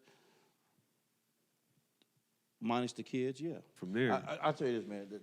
Growing up with y'all, I didn't have this what y'all have. Like my best friends, growing up, most of them are childhood friends are gone, with the exception of Sam, Mark, and John. Like the guys I grew up with. yeah. Not my brother's friends. The guys who I corely grew up with. There's just 3 of them left. You guys are so lucky, because here you guys are getting ready to touch 30, and some of you 30, and you still have those relationships where you can say, mine now is really Darius and Tanaka, Jason, and Rim. I mean, I've got a core now, but they weren't the ones I came from California with. Does that make sense? Yeah. It's a different type of growth. Yeah, it is. You know what I'm saying? And one of my closest friends is Lorenzo and Darius and Tanaka. Darius would be funny on this You know what pod. I'm too. saying? But I would say, let me just say this before you go to move on to your next one. As you guys grow, and Marquise, you can speak to some of this. All 3 of you should be able to. Being a man, this is a lonely road you walk. It is, bro, because you are thought of last. It ain't. I've always said this when people say, I would joke and tell people, Cameron can't go 2 days without talking to his mom, but he can go 2 weeks without talking to me. Not that he don't love me any less, but that bond is something way different. Does that make sense? Like he don't love me any less, but sometimes it feel that way. And as a man, you got to sit there and go, well, this is what it is. Because I truly believe that I'm not going to get no flowers until I'm gone. You're not going to appreciate me until I'm gone. And I've said this for years to him. I've said this for years to him. You won't appreciate me until I'm no longer here to talk to you or to talk to you or to mentor you. You won't appreciate me in my absence. You won't appreciate me now. You know, you appreciate your mothers now because those are the ones who, when you failed, they picked you up, disciplined you, loved you, made sure you had. They did fantastic jobs. I mean, look at you guys. But I won't be appreciated until I'm gone. And I saw that when my brother passed. Accusations. False accusations. No, it's not a. But again, he's not a father yet, so he don't understand. When he has his son, I get what when he you're has his saying, son, man. But and that then, doesn't. But you sit there, you like when you phrase it like that, you gotta make Okay. it seem like you're not appreciated. no. Why don't you love your dad, Cameron? No, listen. But Marquise, didn't I just preface it by saying, You I need to don't come up feel- with some different language. I don't feel man. okay. But it's like it's crazy because it's we as men, like we go through even at the stages in life that we're at now, like we can always talk that nature versus nurture shit. Like as a man, like you gotta be able to show tough love to your son. Mothers are there to do the mothering thing, like do all those innate types of things. And as we get older, that stays the same. It's just in a different seat. It's wild to think about that, like I'm sure the same tough love and the same things that you had to go through with him, like saying that you can go 2 weeks without talking to each other, is the same. Would be almost the same thing. And it was tough at first. It was tough. One time I said, I'm not gonna call him. I'm gonna see if he's gonna call me. He waited 2 weeks, and then he called us. I was just thinking about you. I remember that he said on the phone, said, I was thought about calling you, Pops. But then when I thought about it, I said, he don't love me any less. He just know you good. He has the faith that you. It's Yeah. almost just like even then, like that's almost like for lack of a better term, the nature of the relationship even. Yeah. You know what I'm saying? I mean, and I have been out of I've been out of the home, but I've tried to stay present. But did it bother me? Oh yeah, 100%. For a minute, and then I thought, I know my sons love me, so I'm not really worried about it. You know, so even though I know that they can go weeks, or especially him, he can go weeks without talking to me. When I asked him, I said, when last time I talked to your mom? Oh, a couple hours ago. You know what I'm saying? I've actually had to call his mother recently. I was like, hey, Cameron okay? Oh, he just left here 10 minutes ago. Oh, okay. As long as I know he good. Want me to have him call you? No, don't worry about it. Because this is just a road that's so fucking lonely, bro. Well, we get it back because I see how my mom treats my kids and how I grew up, and I'd be like, damn, why I ain't get like that? He can speak to that. And yeah, facts. I definitely can. And on top of that, like it ain't like I be coming over to hang out with my mom as much as you think. I come over here, drop the dog off, and go to work. Come back, pick the dog up, and go home. So like sometimes like me and my mom, oh, how was your day today? Good, and I just leave. But she saw me though. Well, speaking to the grandkid things, when he go to Indiana, bro, this dude don't lift a finger. Nope. For nothing. I get breakfast. I be sleep on the couch, waking up to straight grits and eggs and bacon and shit. And man. I said, Mama, where my plate? She said, oh, baby, it's in the kitchen. Just, you go in there and get this plate. You gotta go You know make what I your mean? own plate. And he know I ain't lying. I was like, The grandbaby gets served, son. bruh, You gonna she make be your like- own plate. She be like, nah. And she said, I'm the daddy she now. said, yeah, she said, the grits and everything on table, baby, go fix you a plate. I'm like, well, he was resting, so I wanted to get him his food while it was hot. And he be looking at me crazy. I be like, hey, you just ain't gotta like me. You know what I'm saying? And I was like, this here, damn man, that's how you feel, huh? But you can't get mad about it because this is a part of when you guys have you have kids. When these two have theirs, they gonna realize when take the grandkids over. Oh, go on and get you something to eat, Marcus. You ain't gotta worry about anybody worried about you. You gonna get it. You know what I'm saying? my son get away with, and my daughter get away with things I never got away with. Son loved wrestling and Hulk and all that. He jumping off the couch. I would have been like, the couch ain't no jungle gym. That's what I used to hear back when I was a kid. Yeah, But- they didn't get away with too much of that. I think Tajane got away with a lot more because she used that. You know, hey, I'm the baby. Oh yeah. You got to watch. You need to watch out. Like she could, like She knew the power she had early. yeah, she knew the power she had early. Whereas these two, they just, you know, I was just like, shit. If they bump their heads, they can go and keep pushing. You know what I'm saying? Like I said, I mean, me and him got mad at each other at a basketball game in Clearfield. I think, man, was you there? I think you was there. He grabbed me and yeah, that was wild. And I ain't never heard him talk to me like that. But I gave him that one pass. 'Cause he's supposed to have it. That Clearfield league be bringing the best out of niggas. Bring the beast out in you. And he was. You know what I think it was, man? Like once I could actually like compartmentalize it, the older I got, I hated that we was that family in public. Like I hated that you would have them angry outbursts in public. Oh, why your dad doing this? You know me, I like to be in the cut. Yeah, and I was. I hated that you was a loud nigga, always trying to beat somebody up, all of that. Well, only one time I wanted to fight. That was the one dude. What's his name? No, we ain't gonna say his name. He a supporter of the pod, man. Shout out to him. Yeah, well, him. Maybe not this episode, but yeah. Yeah, you know what I'm saying? It was one cat that I probably felt the worst is when I did to him because his girl was there and I felt real bad, terrible afterwards because I would hate for somebody to do that to me. But I'm even saying just like the imagery, like like I'm sure people always thought, oh, he's the loud black big bald guy, like you know what I mean? I don't think they thought that. They know Yeah, how. all right. I mean, they see me at. I mean, I don't get damn what you talking about. They see me in the club get down, so they already knew what it was. They knew this. Still, wasn't but no- that's what I'm saying though. Like the This image, you was- just leaned into the loud thug imagery. I wasn't And I trying to. Well, I don't think it was a thug. Yeah, I don't that's what think they it was thinking of. I Like, that's don't what I'm think it saying. was a Like thug. that's what really bothered me about it is that the fact that You thought it was a thug. no, I thought it was my dad that needed to go get some anger management classes. That's what I thought. probably needed But some of them I'm too. talking about what it. I probably needed some of them too. I'm talking about the imagery, like as a family. Like I would just be like, man, and then they gonna ask me why your dad be doing it, why your dad always tripping. Well, you know what I'm saying? Ain't nobody trying to go through Didn't that. nobody Yeah. ask you that. Yeah, all right. Why your dad always tripping. Okay. Yeah, you can believe that if you want to. That's fine. I can't believe they was worried about how I was out there acting. but I This is a good part to this Yeah, topic. okay. Consistent communication is not what men think it is. It's two parts to communication: talking and listening. You wanted to get into that topic, so Let me tell you this. I think that shit is a farce. You think what's Here's why. worse? I think this communication bullshit is a farce. Here's the reason why. Oh wait, a farce? A farce, not a farce. A farce. all Excuse me. right. Okay, I was excuse me. like, Let me edit that. A farce. Farce. And here's why I say that.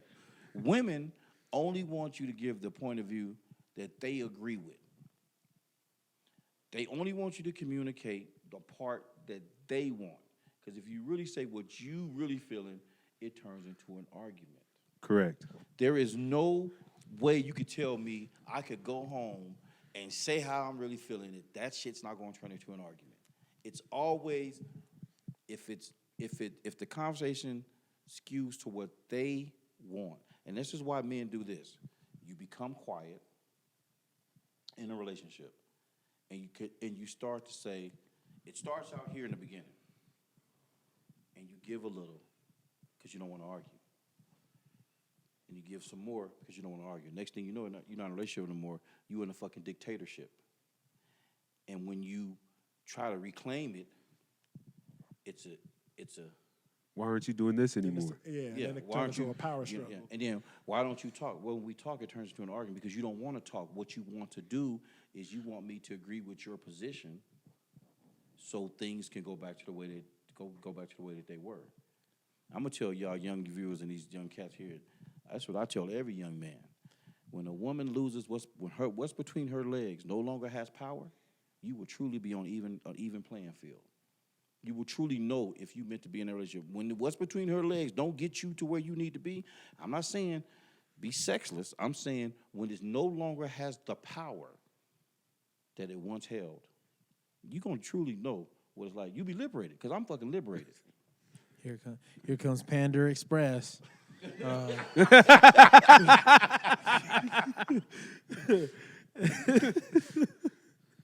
So when it comes to those situations where you can't say how you feel because it's always an argument, how often are you acknowledging what she's saying and then getting your point across? Never. That's why that's his And- point and- though. Is why and- listening is a part of communication. Hold on. Because if you're not even acknowledging I it, can listen. I just ain't got to acknowledge that bullshit. I can listen to what she's saying. Wait but a what minute, she's but that's- saying, but what she's saying is what she's always said. You gotta understand, a woman, she's only happy when she is the main one that's in control of shit. When she ain't happy, if you saying, hey, we need to do so and so, this and this and that, I don't have a problem. You the one with the problem. All right, so wait, let me flip it this way. All right, Okay. let's just take it out of just relationship, because a relationship does cap it. Yeah, okay. But if communication in general is universal, whether you're in a relationship or you're not. Yes. Okay, so if we're hooping, Roy, get on the fucking backside. What are you doing? Is that different from, hey, Laroy, watch the backside? yep. It's 100% different. But if we But in the you heat have- of but- we're in the heat of a battle and you done got scored on 2 or 3 times, that ain't gonna be no, hey guys, get back on the backside. But wait, stay right there. Okay. So you can acknowledge what I'm saying in that moment, though, right? Yes, in the moment. And then we can come to grips and agree with it. Yes. What's the difference between when she is saying something, you can't acknowledge it, and then But what happens if it's not logical? Huh? What happens if it's not logical? Because a lot of Because it's things just- that people say is nonsensical. But does that make them invalid? What Does that take everything they're saying or how they feel and like make it lower because it doesn't necessarily make sense? to bring it back to to bring it back to a relationship. Here's the problem between men and women, and you guys agree with me if you. Communication is key, but that has to be a two-way street. Here's the problem with the women today. My generation, up to you guys, is you want a traditional man, but you don't want to be a traditional woman. That is the overall problem. You want a traditional man to be in the home. You want a traditional boyfriend, somebody open the door for you, somebody who pays for everything, somebody who gives you all the attention you want, somebody that makes sure that you're protected, but you don't want to be the traditional woman. I don't disagree with that. No. 100%. And that's the problem, is that you want these traditional things, women do, and men do too. But goddamn it, if I'm working two jobs and you at home, my dinner better be there when I get home. And if I feel like bumping and grinding for 37 seconds, goddamn it, it better happen. Right? That's that car DJ. Right? Because 37. because no, listen, because if those needs are not being met, this goes for men and women. Somebody gonna step out and cheat. I guarantee you. I've lived this shit.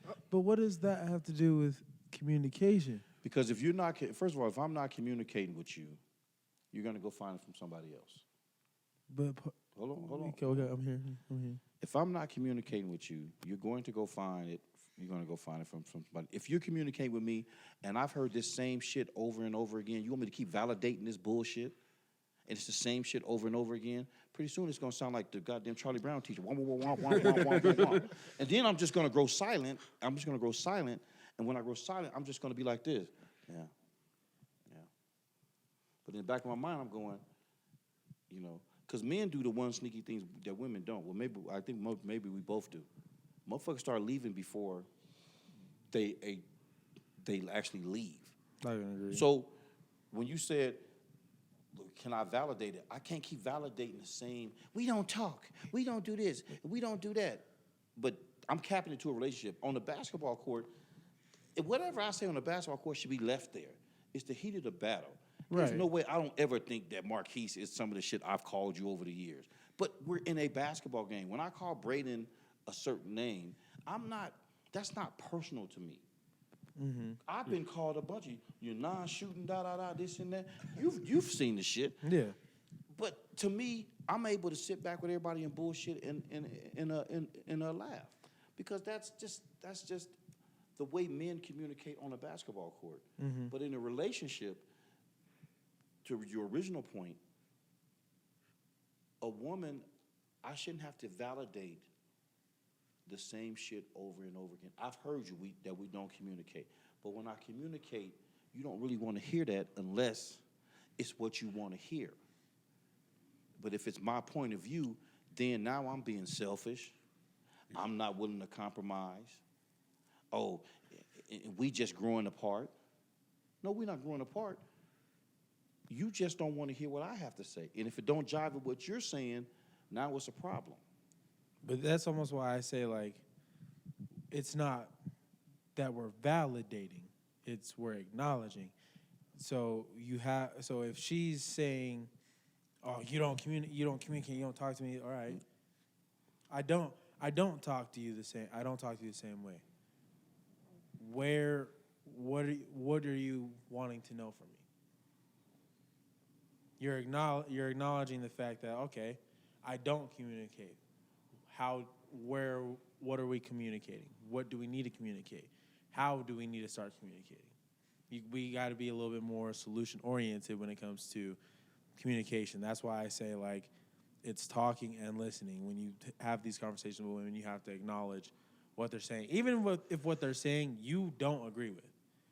At the end of the day, a person, when you're talking to them, they just want to feel like they're being heard, especially with women. Like, because women, it's all emotion. It's not no logic. They want to feel. It's not. Cameron says it all the time. It's not about what you do for a woman. It's about how she feels. About what you do. And So as long as you're acknowledging whatever she's saying, you can be able to flip it back tenfold and be like, all right, well, I hear you on that. I get what you're saying, repeat it back to her, and then be like, this is how I feel. And then at that point, you're at common ground. If she's not feeling like that, if she's not willing to listen to what you're saying and repeat it back to you and acknowledge you at that point, that's where you have the disconnect and that problem, and you should probably bounce out of that relationship. Because they're not even acknowledging anything that you're saying. If you can't go back and forth on a solution, then there's no real reason to keep fighting something or trying to fix it and it's broken. But say it's like this. So say she'd be like, oh, we're not communicating. Say it's rush hour at your job. So you working more. Then you tired when you get off. And you communicate that to her. She may not accept that answer. And when she doesn't accept that answer, now her need is just like illogical because I'm getting strained over here. It may come back to that, but it is what it is. But I feel like that would have more to do with us. If we're in a relationship and we're feeding into a relationship to where you see I'm working X, Y, Z, I'm grinding out here, and you feel like the lack of communication is falling off, and I can, again, acknowledge that, all right, maybe I haven't been communicating as much.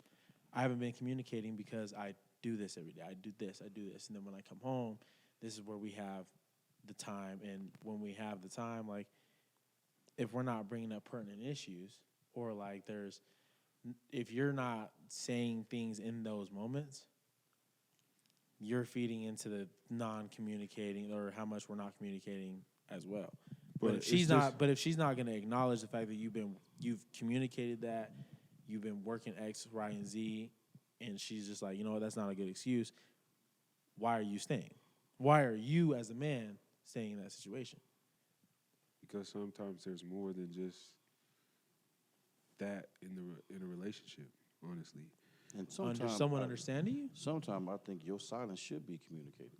I mean, that should be communication. But isn't communication like the biggest part about a relationship? Is the point he's trying to make?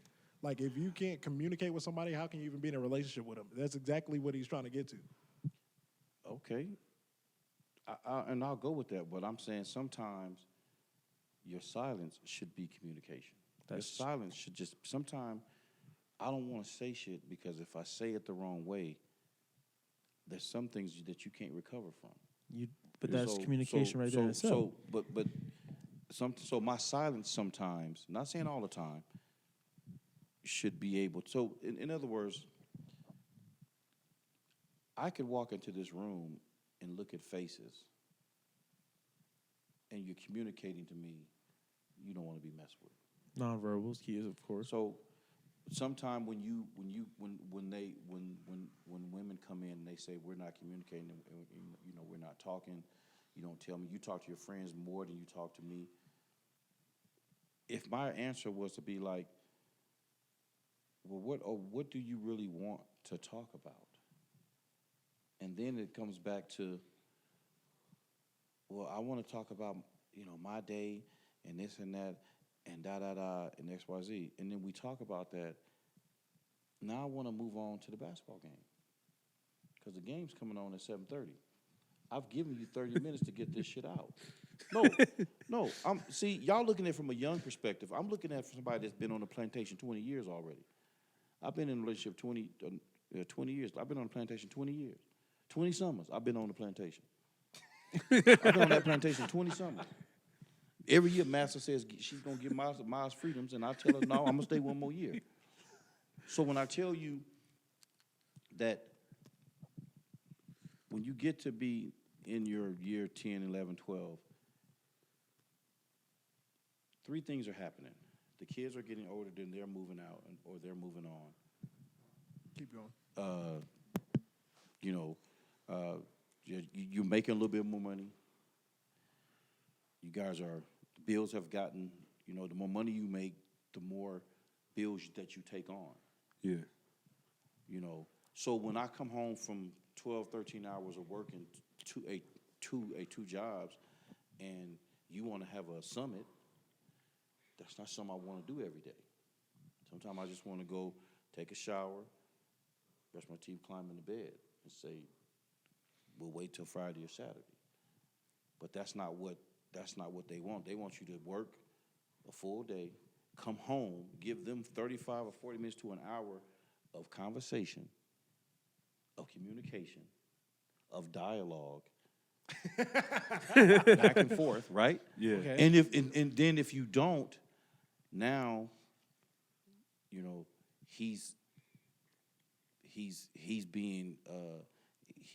must be doing something, or he must be doing. He's this being and that. distant. He's being distant. But with me. hold up though. To his point, and just like what Cardeja was saying on the pod, did you ever communicate that sometimes you don't want to communicate? Because it's just like how he called me out. He was just like, sometimes Cam just need a woman that just gonna be quiet. Somebody that he could just sit with in silence. But I think to what your dad said, if you say that and it's not what she wants to hear, now you're arguing. Then that sounds. Is it? But at some point, right? As men, we gotta stop acting like we run the household, we do this and that, and we're not willing to be Wait. hold Let on. me finish. This the PanderExpress right here. Let me finish. We can't say all these things and not be solution oriented.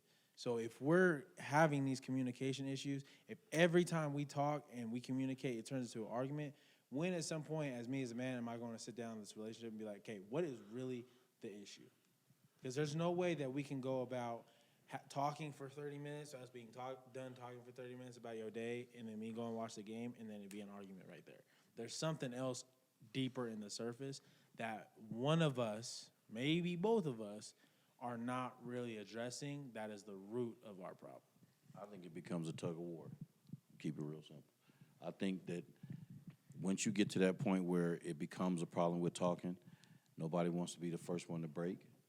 You can say it's true if you don't believe me. Nobody wants to be the first one to like to give in.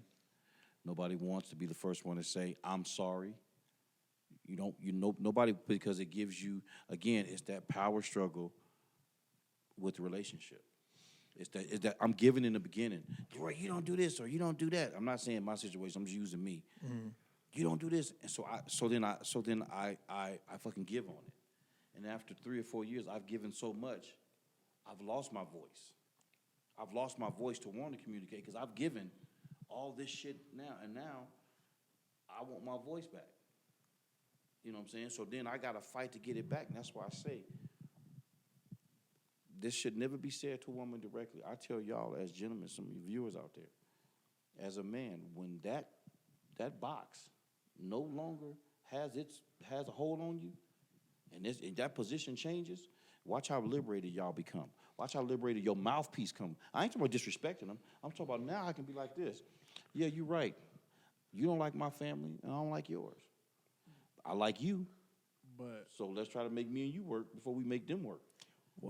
to Marquise's point though, how did it even get to that point? That means y'all already wasn't communicating. Again, what I said in the beginning, You give. that you're giving. I don't want you to do this. But if you're okay, giving But why Listen, set a but if standard? you're- Why set a standard if you're not gonna live up to it though? listen. In the beginning relationship, see, y'all talking like, y'all young cats ain't talking like y'all with the relationship. Listen. In the beginning, No box, nigga. You ain't see the clip. in the beginning, in the beginning, you are giving because you don't want to argue. I'm saying, okay, I'll do this. Okay, I'm doing it. And after a while, you done got 3 or 4 years deep into this. Hold on, you done got 3. Everybody signed because y'all ain't walked. That maybe sound like everybody that sound like a signed personal because problem. Yeah, and it everybody's- may be. I'm saying for men, most men, not this. I agree with 2000 him. Yeah, not this 2023 versions. Not these hybrid versions. Who Not the evolved versions. not okay? You want to call it that? I'm saying. I'm just saying. No, you're right. You're right. I mean, not the guys that are thinkers. Y'all think before y'all act. You know what I'm saying? The women today, the young women that you got, I watch your podcast. The young women, they are expressing. They ain't hoes. They ain't bitches. They expressing how they living just like us. But the women I grew up with, it's that give and give and give until you say, goddamn, I done gave so much, I done forgot who I was.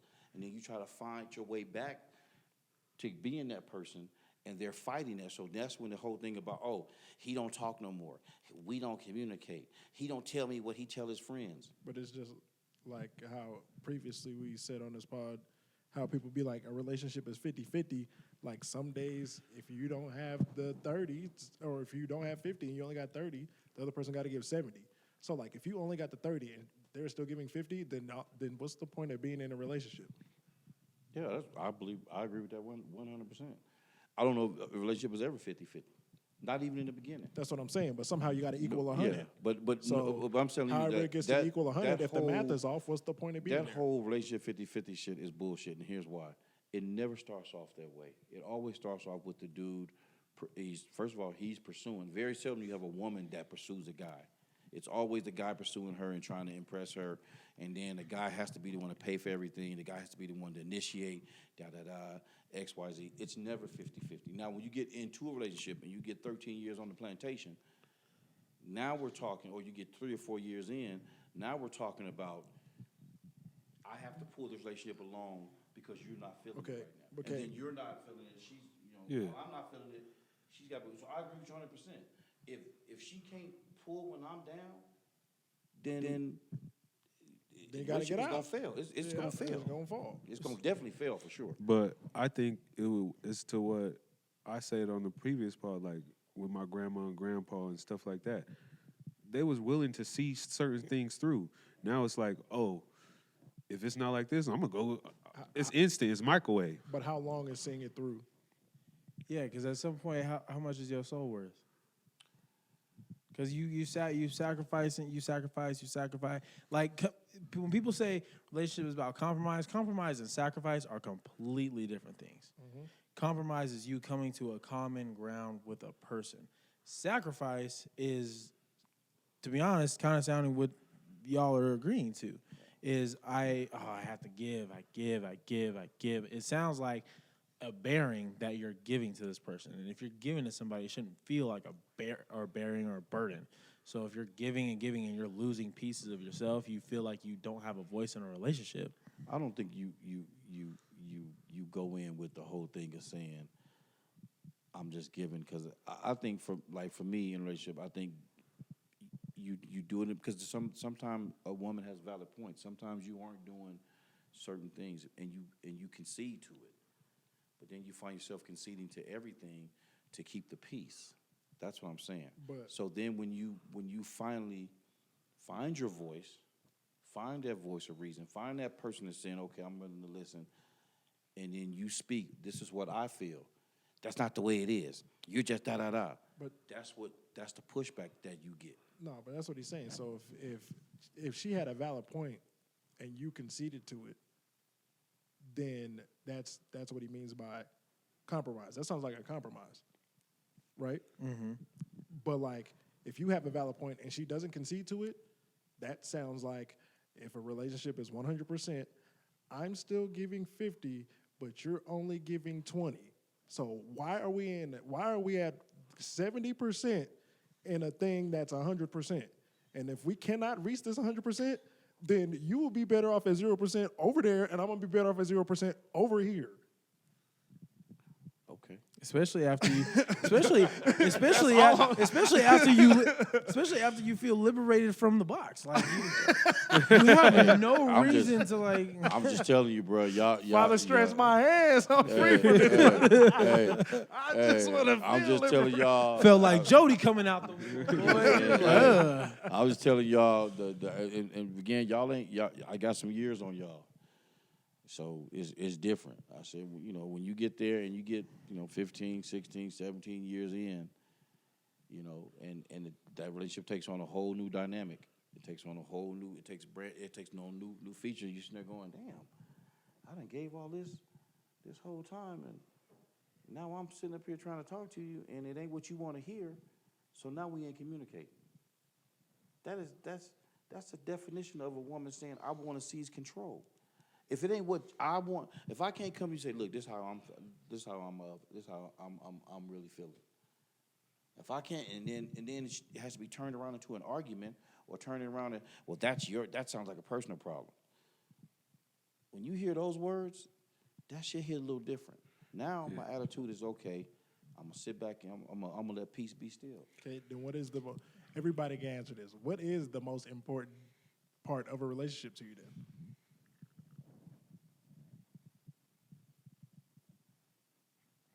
Niggas don't even know. It's gotta be. No. gotta too be. quiet. It's got to be it's got to be a toss up between either the communication piece or just the willing to understand piece. I think it's this. I think a relationship is this. Nah, that's not what I I asked. said, What is the most important part the of a most relationship? important part of a relationship to right now you. to me, friendship. Yo, you asking me? Yep. I almost think it's about the same thing. I would see it like who you grew up, like you're growing with this person for years and years.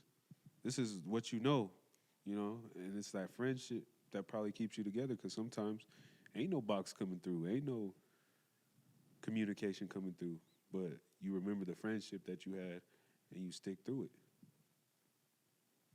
See, mine is understanding, because that's why I'm like, if I like in anything, friendship, relationship, whatever. If I'm not about to be hanging around people who are just there to misunderstand me on purpose, or for your own ulterior motive, or for your own emotional support.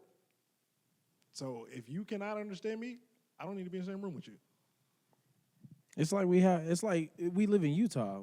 We know that we have maybe one or two white friends, okay, that could be a Trump supporter.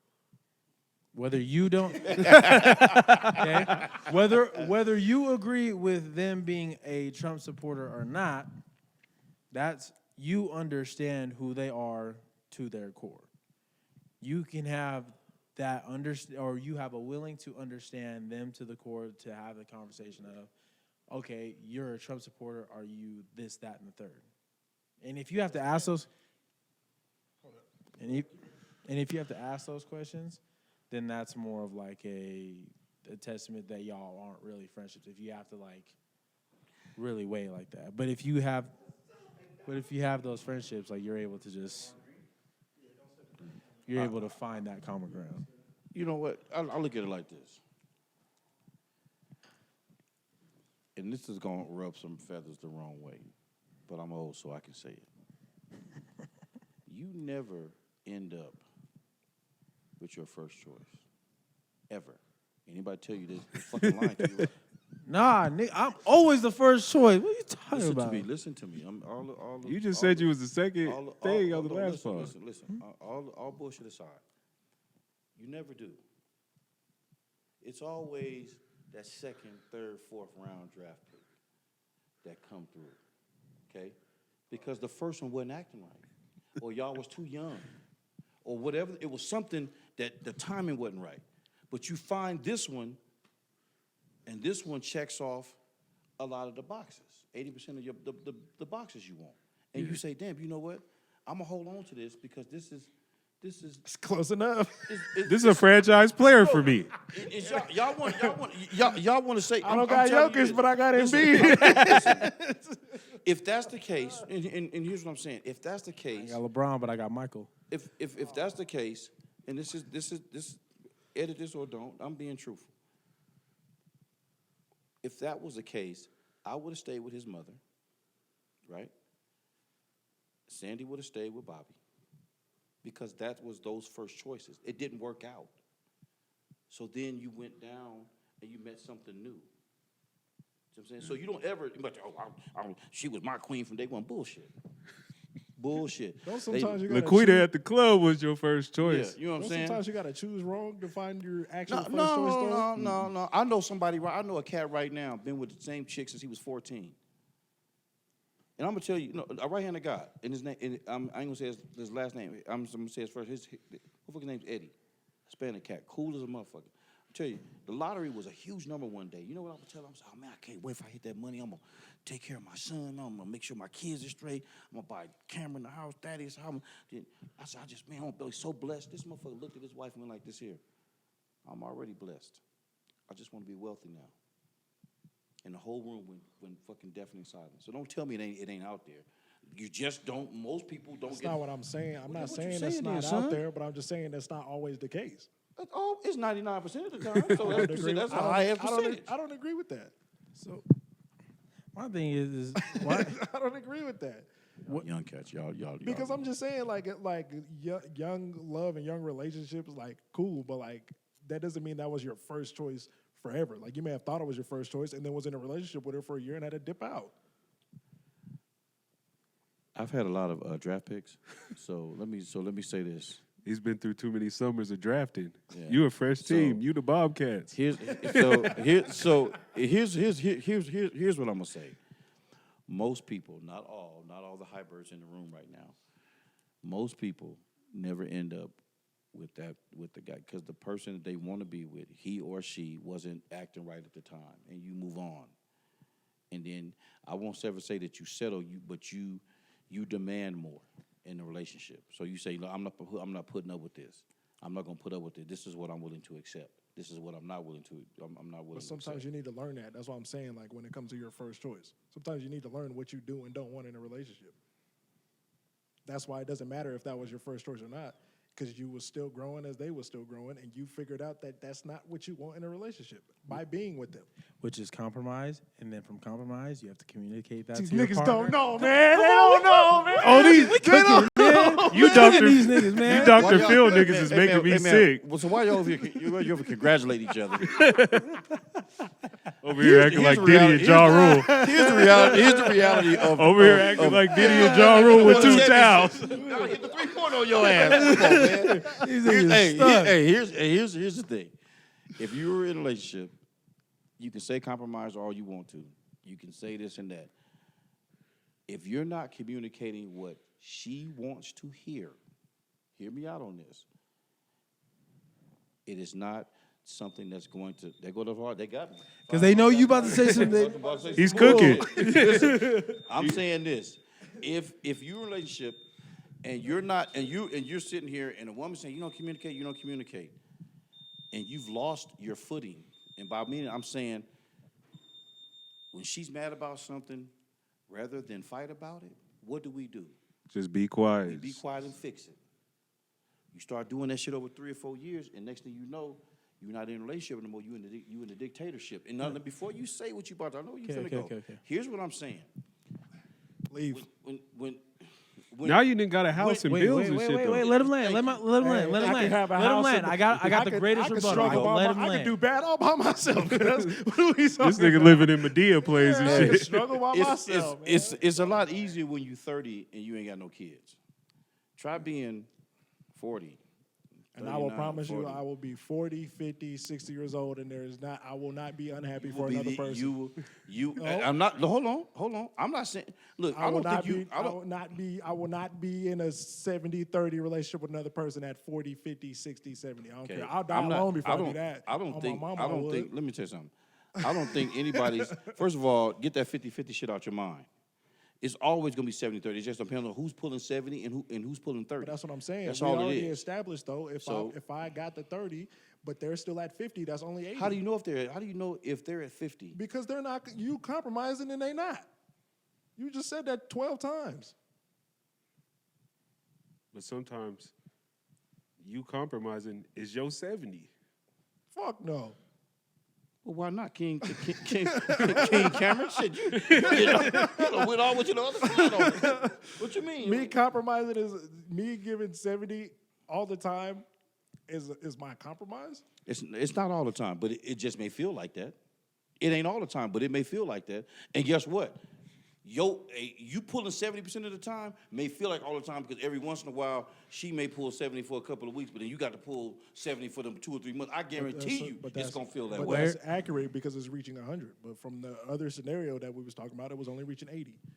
It can never reach 80. It doesn't make sense. If I'm pulling 70 all the time and she pulling 30, goddamn it, that's 100%. I can do I'm regular saying math. like the times that you was only giving 30, she was still only giving 50. I don't know when the time was. I couldn't tell 50 from 70 right now. Exactly. I ain't gonna lie to you. That's my whole point. And I would never be in that situation where I can't tell if my partner is giving what I need. Fuck it, I'll just Ike Turner then. Hey, we can be done with this. They brought liquor up in here, man. We Hey, Ike Turner is crazy. hey, I'm saying this, is that I love doing this with y'all. I know y'all ain't gonna have me back for a while. You know what I'm saying? I mean, But you gave us plenty content. You gave us plenty all I'm saying is content. this, is that being a man at y'all age, when you catch up to mine, maybe we can look back and go, damn, Pops was maybe right about some of this shit. Now, hold on. You shaking your head, no. You know, I'm saying that when there are kids, there's, like D said, there's homes, there's bills. You keep talking about walking out. It ain't that easy. No, okay, it may be easy for you, but for 90% of the men out there, it ain't. When you got the bills That can sound- join, the kids can join. Your whole Bills and life kids can is join. with this person. We was just talking about Pop ain't lived with me since I was like 6 years old, Under- and he but- was never but gone. listen, And then when it listen. come to the bills thing, it's just money. Get my Listen, name man. off of that. You can Listen. keep the house. I'll go get another one. Well, listen. What are we talking about? Listen. I'll restart my life If by I had, myself let before me I'm tell you something. unhappy. That's If what I'm it- getting this, at. and my thing is this: there's different stages of happiness, and there's different stages of being unhappy. In relationships, you're gonna be up and down in that bitch all the time. Right. Some days you ain't gonna be able to stand that person, and some days you're gonna say, "Damn, I really can't live without you." If you can't, some days you can't understand that person. No, can't I said stand them. sometimes you can't stand that person. Oh, can't stand them. You could be in a relationship going, "No, I really can't stand your ass," but goddamn it, I'm gonna go downstairs. Rather than go get a room, I'll go downstairs because at least I know you upstairs. That's relationships, bro. Yeah, but And some that is relationships. But and what's sometimes you're gonna be like, damn, you're gonna look at them and go, damn. but what's not a relationship is not communicating. That's not a relationship. Nothing about that is a relationship. Well, I think I think there's different forms of communication. I think you can argue with a motherfucker or not argue with a motherfucker. You seem like the type of person that ain't gonna argue with somebody. Nope. So If I'm arguing with my girl dog, then we're just not together. Cameron, I'm not about to sit here and argue with you all Cameron, day. you gonna be a not. single nigga. and you're gonna be a lonely nigga on the road. But listen, I'd listen, rather and- be that before I'm you arguing are. with a And woman, you know though. what? Like, what are we You know talking about? But no, but I'm okay with you feeling the way you feel, because this is what, like, honestly, like, I'm serious, like, I'm okay with that, with him having that point of view. But I'm saying for most men, that's not how they look at shit. For most men, you going, okay, this woman is giving 80% of what I'm looking for. I can live without that 20%. You're looking for 100% of whatever you're trying to get. You're going to be 50 years old and by your fucking self. Hey, most men, come to the training. Come on now. Oh, this nigga gonna get some red pill shit going. Yeah, I'm gonna get some red Kevin pill. Samuels shit. Hey, ain't that what Hey. Josh used to call me? Dante Samuels? Hey, All most I'm men. saying is, if you're looking for a woman to give you 100% anything, it's not there. I don't need 100%. I need understanding. Okay. That's it. Well, what happened if the after? Okay, all right. If you're not willing to 3 years in now. You 3 years in. I wouldn't be 3 years with somebody that was No, failing to understand me. they understand you. They understand you What is this for that 3 understanding years. shit you're talking Let about? him go, let him Yeah. go. They understand you for 3 years. Now you got a kid, you got a house, you got cars, T-Mobile bills is all conjoined together.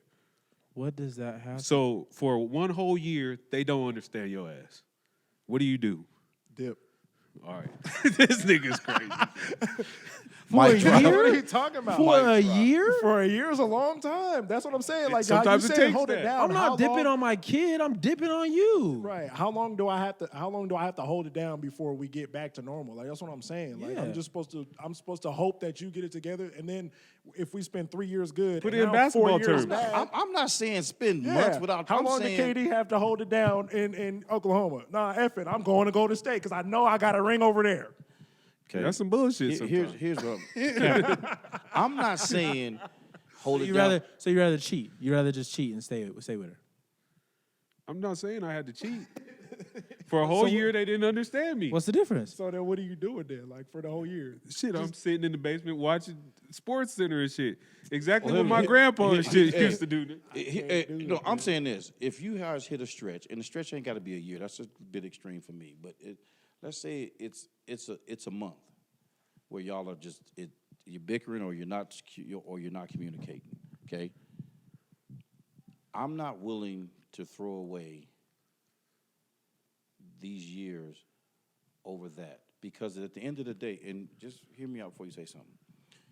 The communication will always be there. It's going to come and go, okay? But you're talking about, well, I'm gonna start over. You're gonna start over with the same amount, with the same thing that we all start with. Everything's good in the beginning. You're fucking like jackrabbits, and everything is beautiful. You're the best thing ever making. Goddamn, we talk about everything, and then life sets in, and we ain't talking about all that other shit that we talked about in the beginning. And got sometime I just want to watch the fucking game. Listen before you say something. That is relationship. It is not about, well, she ain't got no understanding. You should understand that I'm gonna watch the Laker game, and when you talking to me, it's like that goddamn Charlie Brown shit. Wonka, wonka, wonka, wonka, wonka. I don't want to hear it. Now, I can walk into a room and Sandy could be watching whatever show she's watching, and she's very engaged. Kiss on the forehead, I'ma holler at you. If she wants to talk,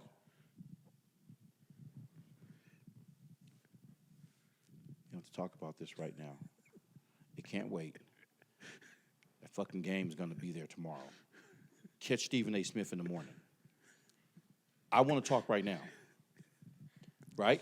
Right? But Now, doesn't that go with the precedence that hold you on. set Hold on. from the beginning of the relationship? If you set the precedence of whenever you come or I'm in my thing or you're coming to interrupt me and I just let it fly, that's you setting the precedence of her doing that. I Okay. understand that. Now you have to communicate that that's not how we're gonna do it. Nothing stays the fucking same. Hey, And but this is what y'all want. This is what y'all fail to understand. No, you have to relationships, communicate. Understand that, relationships evolve, and at some point, when Yeah. you've been together so many years, we should be able to. I can. you should walk be in- able to communicate through the evaluation. No. right? We should through be the able evolution. To, no, we should be able to communicate. I should be able to walk in and say, okay, she tied up with this right now. I'm gonna leave it alone for. That's his understanding. That's an assumption. Hold on. she's- if Look, she- man. Let's she's- just end, It's not an let's assumption. just It's end this conversation with this, right? Get a fat chick. No, that's not what I'm saying. My bad. I'm saying a woman said this. Men are supposed to lead and women are supposed to follow. If there's some bullshit going on, then the men probably led her into some bullshit. Fuck that. Let I me ain't going with that hold shit. on. Hold on. I wouldn't argue that. Wait. Hold on. Wait. Hold on. And it goes back to what I said earlier. You want a traditional man to lead, to protect. Then leave and find Excuse me, traditional shit, dog. Excuse me. That's all I'm getting. Excuse me. I'm saying this. Most women will say, I want a man that's gonna protect and lead and provide. That's fine. I'm willing to grind 2 or 3 jobs to do that. But I want a traditional wife. I come home, I want my food warmed up. If I want the box, as y'all say, you young players say, Give me the box for 37 seconds and maybe sometime 38 if I'm feeling fruity. Pause. You know what I'm saying? Pause. If freaky, excuse me. Edit that. You on that P. Diddy shit. You was thinking about Ja Rule in the towel. Listen. If I want to come in the room with Ja Rule in the town. Listen, if my food ain't ready, then there's a problem because you want a traditional man, and I'm willing to be that. But these women today don't want a traditional man. They want it, but they don't want to give their part of it. They want to talk about how much money that they make. I can do it without you. How many times have I? This is what pisses me off. Most women of color, let me just say that, and most of these white women have had babies with some of these black dudes out here, have had to do it on their own because these motherfuckers are bopping and moving. His mother can never say that. So you think white couples just don't go through this? I'm saying they don't go through the rate we do. I work in the juvenile system. I can tell you what I see. That's facts. So here's what I'm saying. That whole do it on their own shit, they're learning that from somebody. You don't need him, girl. Get your education. You don't need him. Get your education. You don't need no man. You don't need no man. And you keep hearing that bullshit. Look at all these famous people. I'm tell you what. Hold on.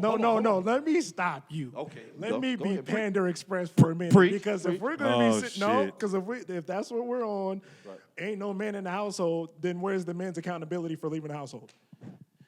So you rather me stay somewhere where we were both unhappy? Nigga, you. Oh my God. I'm out of here. I already said that 4 times. Hold on.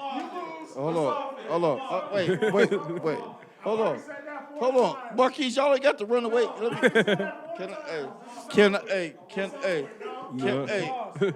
How you go? Hey, this your podcast. I can't run from it. Hey, hold on. So no, hold on. So you want me? So this is what you want me to do. You talking about accountability? How come I can't? How come I wasn't an absentee father? I just chose not to be in the home. So then, why would you want to stay somewhere where you can't communicate and everything is? Because you guys are making it sound like it's long term. I'm talking about short bursts in relationships where there is no. Okay, well then let me clarify. I'm saying every relationship there are short burst where there's no communication. Don't get mad at me because I'm speaking facts. Okay, how does the short burst end? To your point, you go back to communicating. And that requires one of us to swallow our pride and listen, and acknowledge. And 100%. Right. That's 100%. Oh, y'all done lost twice. How did we lose twice? They don't know. How did me and D lose twice? They don't know, man. Y'all ain't done it. They don't know, man. I ain't done it because I don't stand for bullshit. Hey. He ain't done it because he ain't done it because he ain't been in. You know what? We out. I'm sorry. Me and Cam ain't never loved our women like brothers. I guess. Let me tell you something. Hey, that was some gay shit. I'm all.